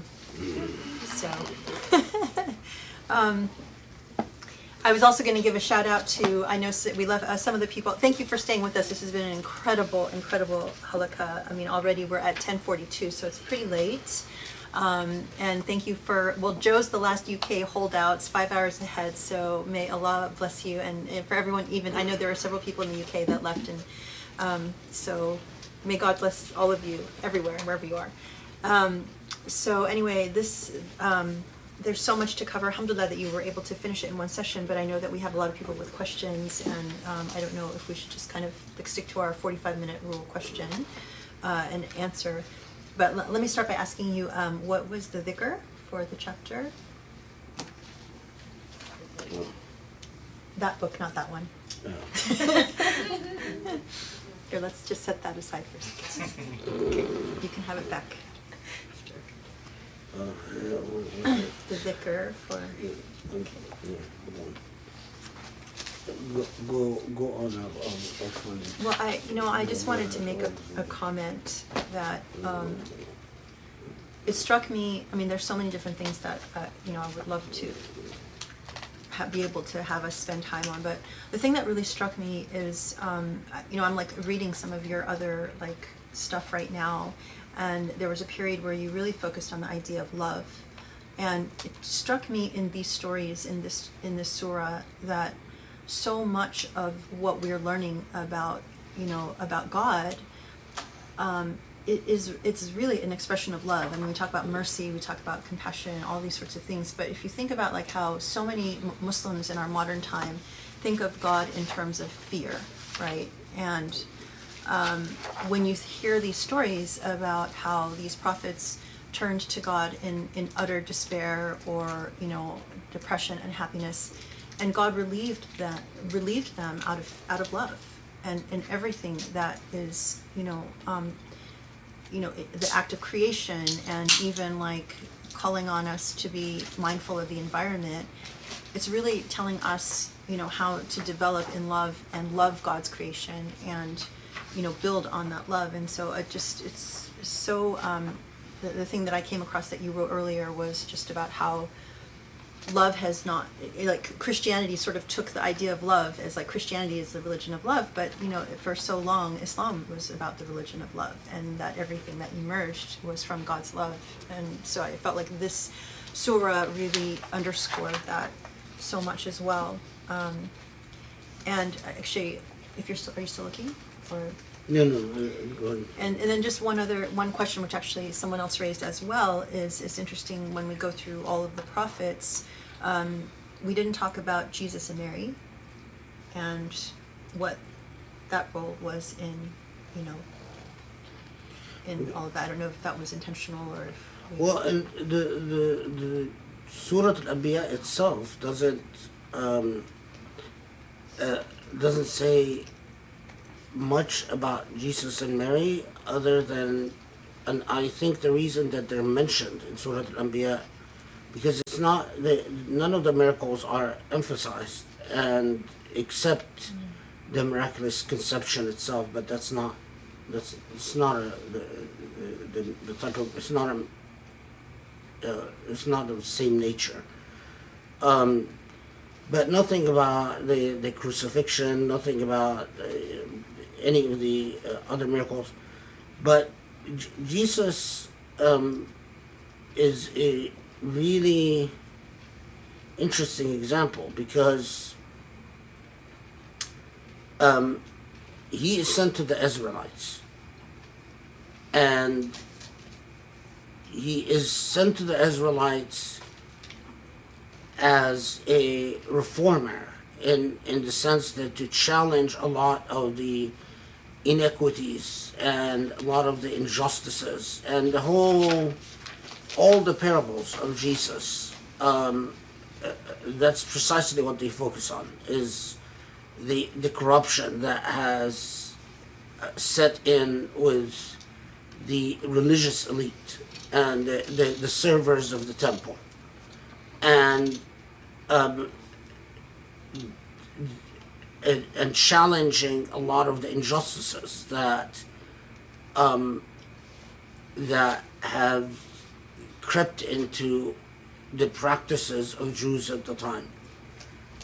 But here's the really interesting question: Is Jesus ultimately successful or unsuccessful? And I think that Surah Al-Anbiya intentionally leaves it hanging, because on the one hand, Jesus became more famous than any other prophet. And he, Christians, who are supposedly the followers of Jesus, are the biggest religious group on the face of this earth. But it's not the original message of Jesus. It's a corrupted message. And so I think that's why it's intentionally just Jesus is mentioned without elaboration, because it raises some very interesting questions.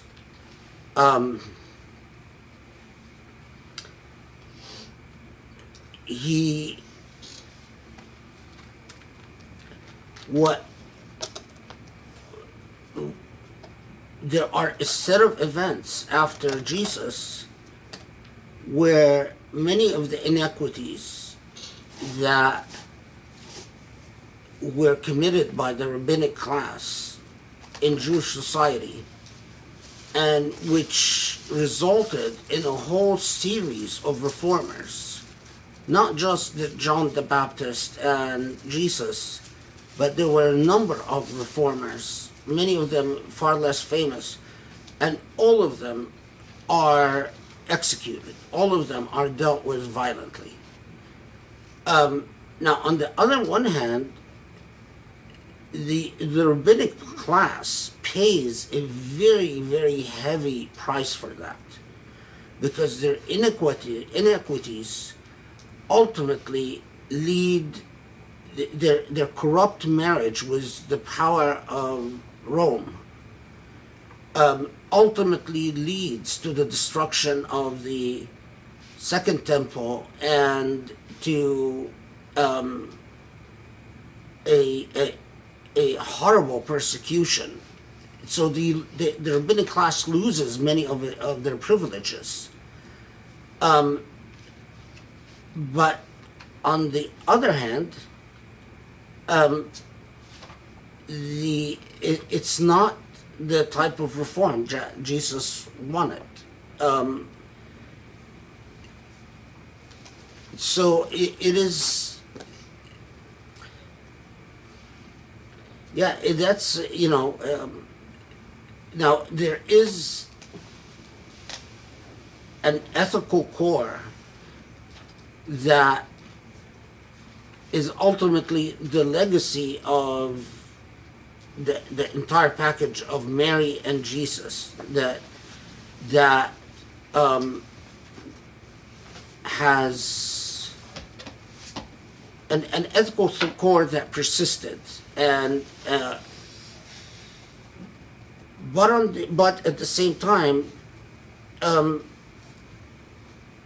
it is in my view, the whole co-optation by Rome of the Christian message has led to horrible results in racism, and eventually, centuries later, in colonialism. Now, this is picked up in another surah. So this is picked up, as we'll see later on. But in Surah Al-Anbiya, I think it's quite intentional that it's left, like just raised, as if saying to be followed, and it is followed later on in Ali Imran and others. Well, let me share this comment because it was actually related to what you're saying from Elaine. So many blessings to you, Ustad, for sharing with us the beauty of the Quran that you hold. I am grateful to you and to Allah for the experience of having a glimpse into the lives of those around the Prophet, hearing these surahs being revealed over the course of the revelation. Each tafsir provides a layer of understanding that over time is woven into this fabric that just keeps evolving and expanding my perceptions of what I thought I knew and what I am hopeful that I am learning. My question is more of an observation. I noticed with the addition of Mary being mentioned in this list that it seems to be a strong argument that she was a prophet. I'm also curious as to why she is not named like all the others. What is the significance that she is being called on by her moral virtue and not her name? And correct me if I'm wrong. I'm looking primarily at the English translation. So maybe No, she's not named here, and of course, and I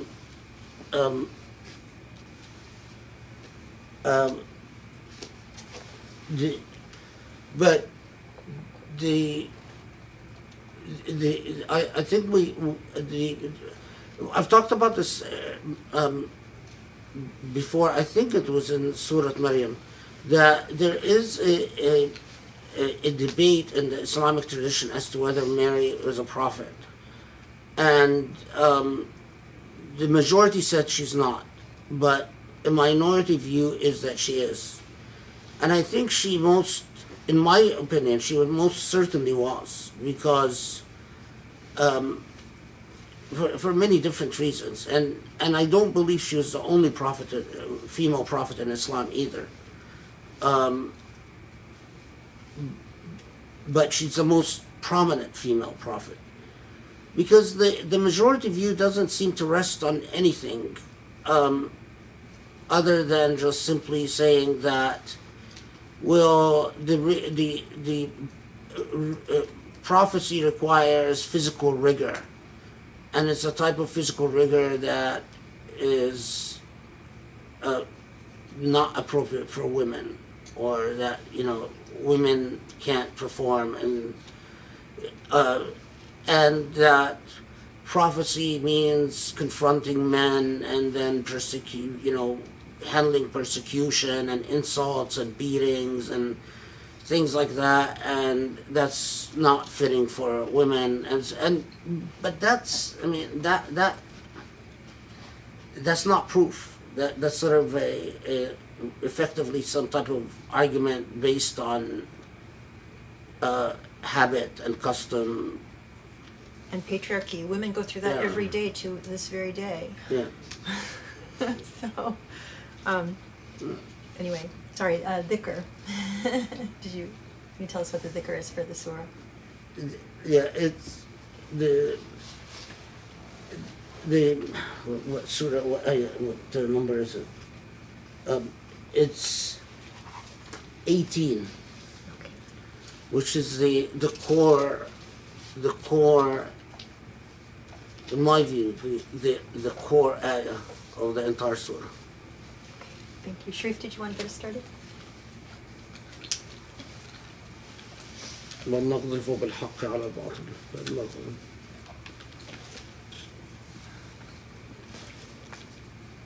That's 18, right? بل نقذف بالحق على الباطل. Yeah, that is. It is? Okay. Huh? It's not 18? It is 18. Do you think that the ideal that is spelled out in the surah that's achieved from the time of Musa to Dawood and Sulaiman? Two-part question. Do you think that the Islamic civilization achieved that ideal in their time? And also, do you think, prophets in a way are kind of a divine intervention in and of themselves, which after Prophet Muhammad, we haven't had that sort of divine intervention. It almost seems like it's kind of like, okay, this is now the final test. Are you able to do this? So how much of them being able to achieve that was because of prophets continually being sent from the time of Musa to the time of Sulaiman? Can you paraphrase that?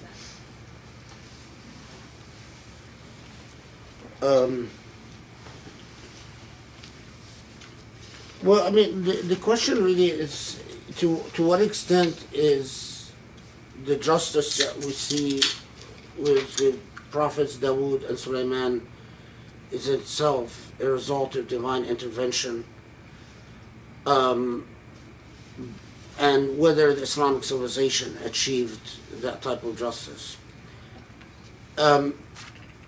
First, we are presented with a snapshot of the justice that Dawood and Sulaiman are achieving, but it doesn't mean that they achieved a just society. So we are presented with an ideal, but we shouldn't jump from that to saying that there was a just society. Because we know, for instance, that Dawood, when presented, was a different case. The case of the two litigants, where one had 99 sheep and one had one sheep, or that here we're actually presented with an example of an error in justice, and it's a procedural error, but it's an important error. So when when the Quran is giving us examples, it's giving us examples as an invitation to reflection, not necessarily as an invitation to make to. The Quran is not like the Bible. It doesn't attempt to tell history. Every telling of history has a moral point.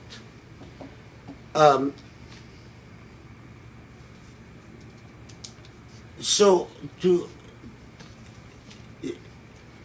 Dawood and Sulaiman, obviously there were a considerable amount of divine intervention, but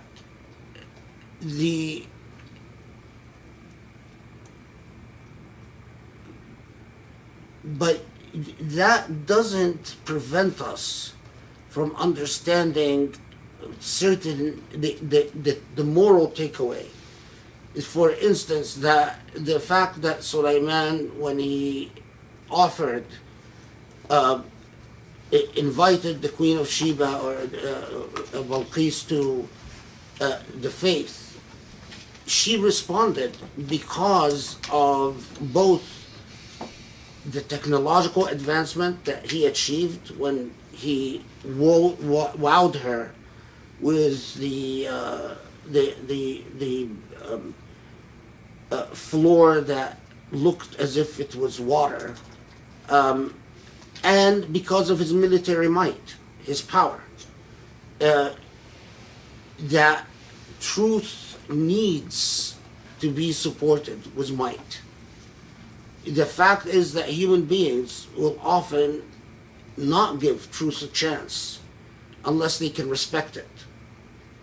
And that's part of the realism of Islam, is that it is incumbent upon Muslims to learn from that in order to be able to serve Islam, in order to give Islam a fair shot, in order not to become victims of Islamophobia, and where you are invented and reinvented and reinvented and reinvented by your foes, and constantly portrayed and distorted and portrayed and distorted and portrayed distorted.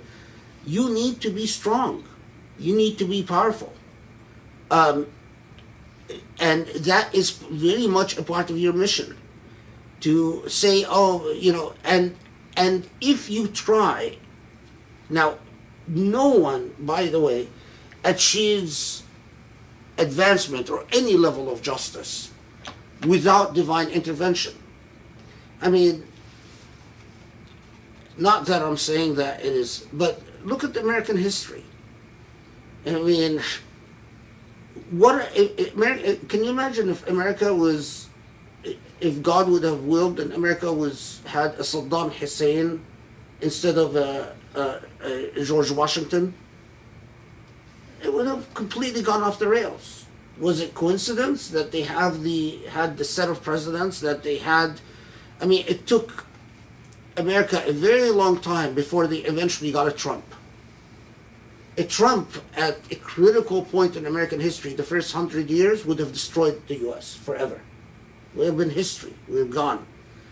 The hand of God is with those who try and those who aspire for an ideal. It doesn't mean that the hand of God is with America forever, because America has committed a lot of injustices. But everything, it is who is the most just among you, who is the most ethical among you. And it's not an all or nothing. The fact of the matter is that Native American culture that was destroyed by white colonialism was replete with injustices and replete with the type of irrational mythology and caste systems and cruelty, and which ultimately destroyed it in the civilizational confrontation. The same thing with the Aztecs and Incas,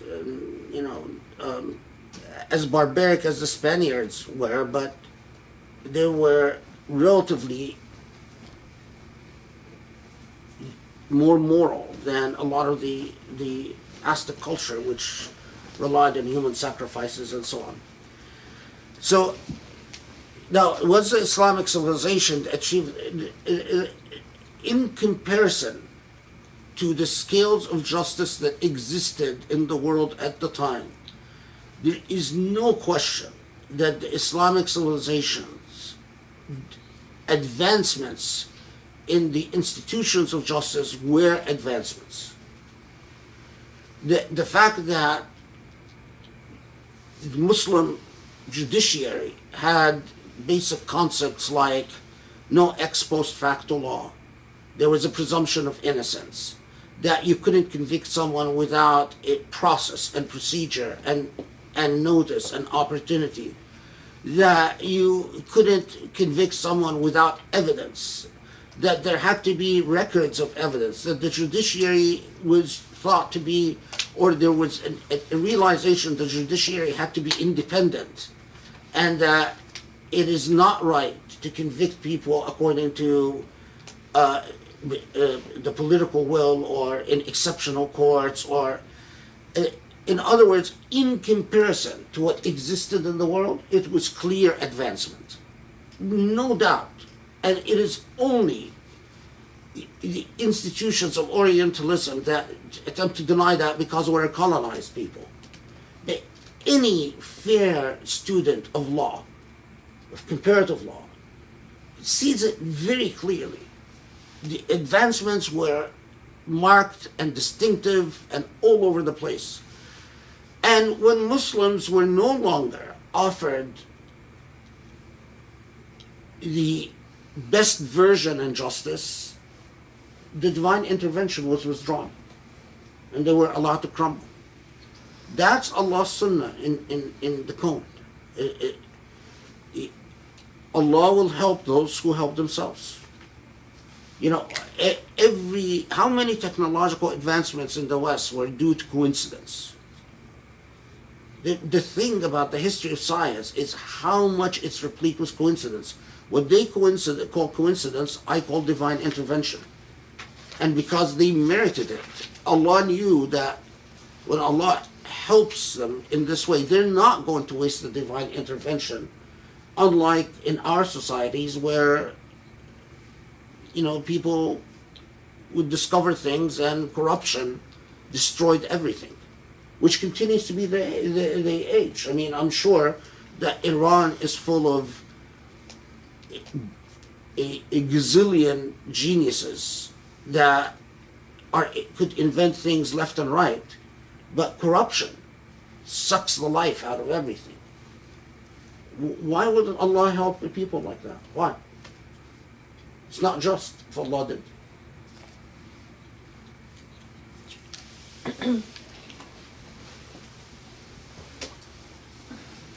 Thank you so much, Sheikh. This presentation was really awesome and super exciting. I had asked you previously about whether you thought that the mizan, or the balance, the scale that Allah talks about perhaps in the afterlife is Him having to balance the attributes of Him taking account of people's actions and of the value of His mercy in regards to the, balancing His mercy with accountability. Mm-hmm. To then establish that would be the end result of justice. Do you think that this surah perhaps nods to that in a way? In verse 47, the very famous mustard seed kind of thing, seems to suggest that it says essentially so that no soul would be wronged in the accounting process. And then when you mention the story of Dawood and Sulaiman, there was a superior judgment, and the superior judgment being that there was a merciful approach to establish an equitable justice, rather than the accountable, heavy side of Dawood, who seemed to be in previous surah when he quickly made the snap judgment of 99 versus 1. It's clear you should be accountable. There's an imbalance. He tends to be more on the accountability side. Yeah, it's strict justice. Right. Yeah. And Sulaiman in his practice seems to not hold any, no stone unturned. Even when it comes to the ant, he doesn't trample the ant. He says, well, let's do the merciful thing first. Yeah.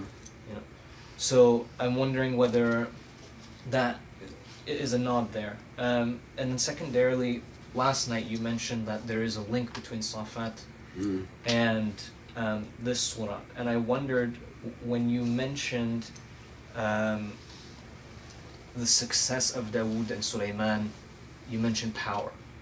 And it seems like the overall motif of the surah is preparing Muslims for any outcome.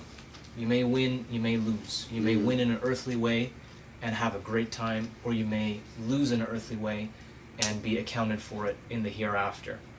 But when it comes to if you win in an earthly way and you indeed gain the power, I wondered if the link was back to Safat in the third verse of Safat, in which it talks about the dhikr, and the dhikr essentially being an equitable performance of the divine will, because it's very easy for us to start a project and get lost in the success of the project without remembering that there's no shortcuts. We have to make sure that we're doing the fiqh Sulaiman in essence, right?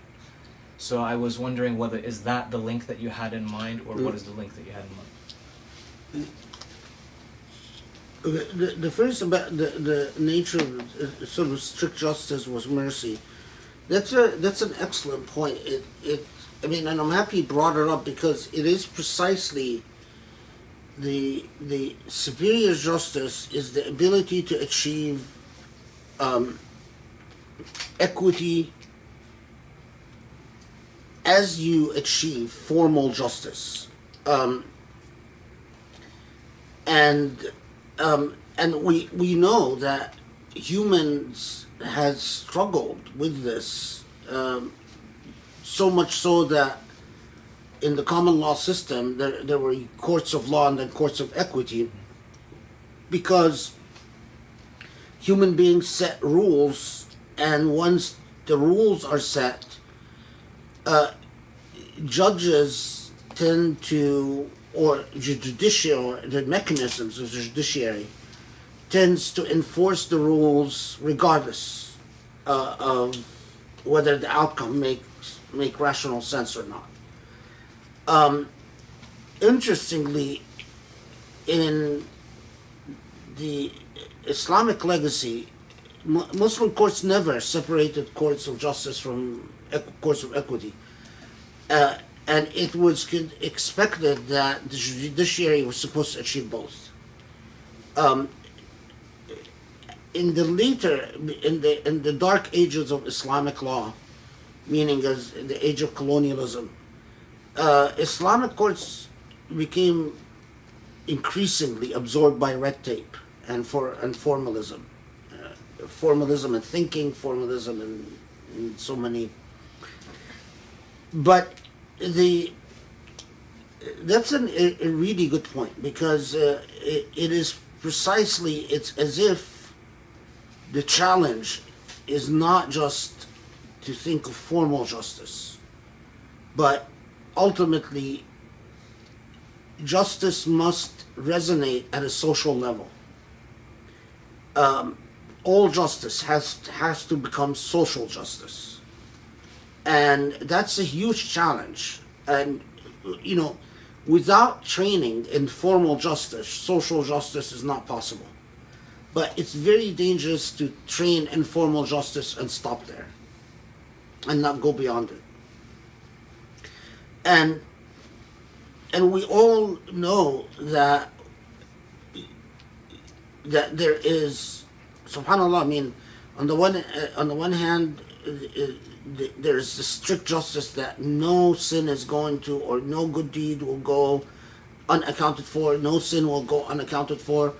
But all of us as the Prophet ﷺ said, no one will be saved by their deeds by Allah's mercy. So all of us are counting on Allah's mercy, not the strictness of justice, to save us at the end.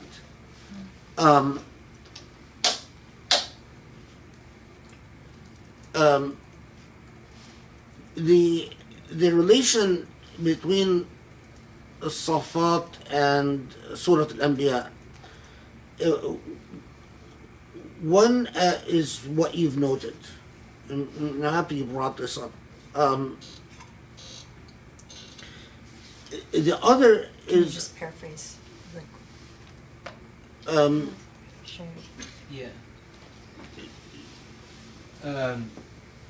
Essentially, the question is power, and the third verse of Safat with regard to dhikr, and if you gain power, are you able to wield it in a way that is equitable in a divine sense? Was that clear, or shall I? Did you hear it? Oh, I heard it. I just thought, yeah, if you paraphrased it, but that's okay. Shane did. Okay, so and that's the but the so yeah the this whole the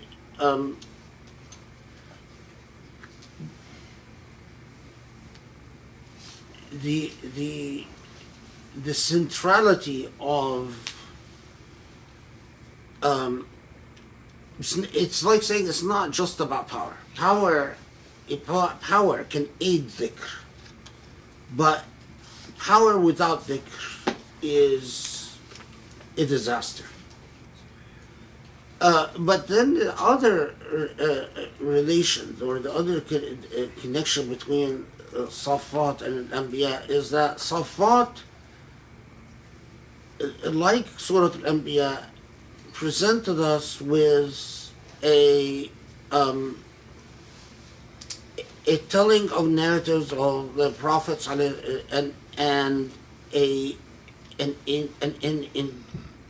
incrementally you come to realize that it is as if Allah is saying that don't rely on miracles and don't expect miracles, while miracles were a stark way of supporting earlier prophets. This is not going to be with the Prophet Muhammad ﷺ. But Surah Al-Anbiya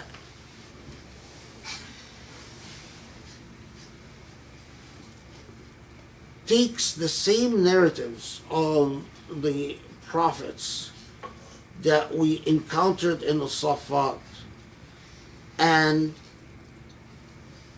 takes us to a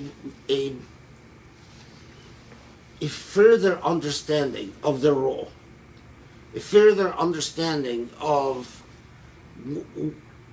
when Allah speaks about the destruction of a people. In Surah Al-Safat, we are presented with Yunus, who is perhaps the only successful model in terms of changing his people.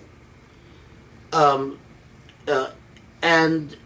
the other prophets, their people are destroyed, and that's where the story just leaves off. In Surah Al-Anbiya, the picture gets a bit more complicated, because you have Yunus, again, who we know, but Yunus is presented in Surah Al-Anbiya not as a person who changes people, but as a person who's sitting in the darkness supplicating to God.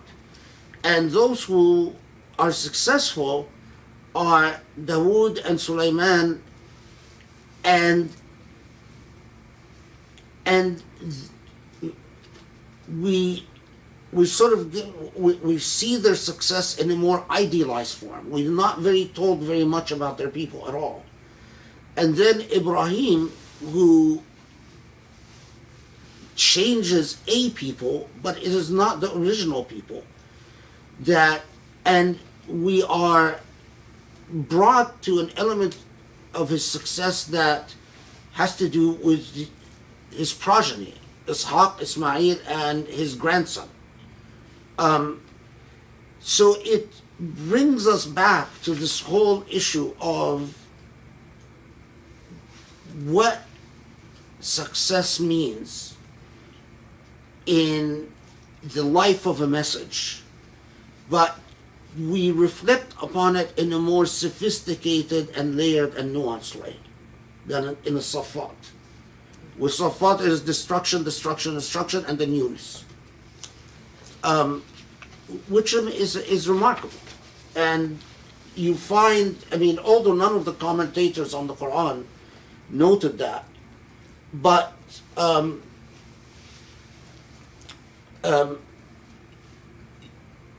in books, not books of tafsir, but books of theology, people who've noticed that there has that the Quran tells us the story of the prophets from different angles, and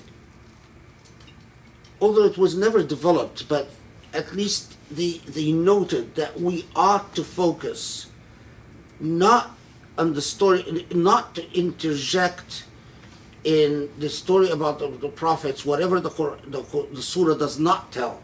So in other words, not to fill in the blanks, but we take the narrative of the surah about the prophet as it is and understand what the point of saying the story in this way is. Alhamdulillah. That's exactly what you're doing. So it's like you're taking it further. Alhamdulillah.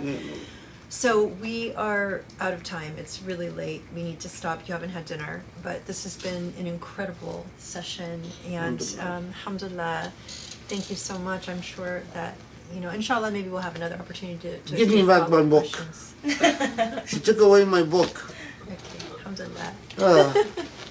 Thank you for being with us, and inshallah, have a wonderful rest of the weekend, and we will look forward to seeing you this coming Tuesday, inshallah, inshallah. Assalamu alaikum. Assalamu alaikum.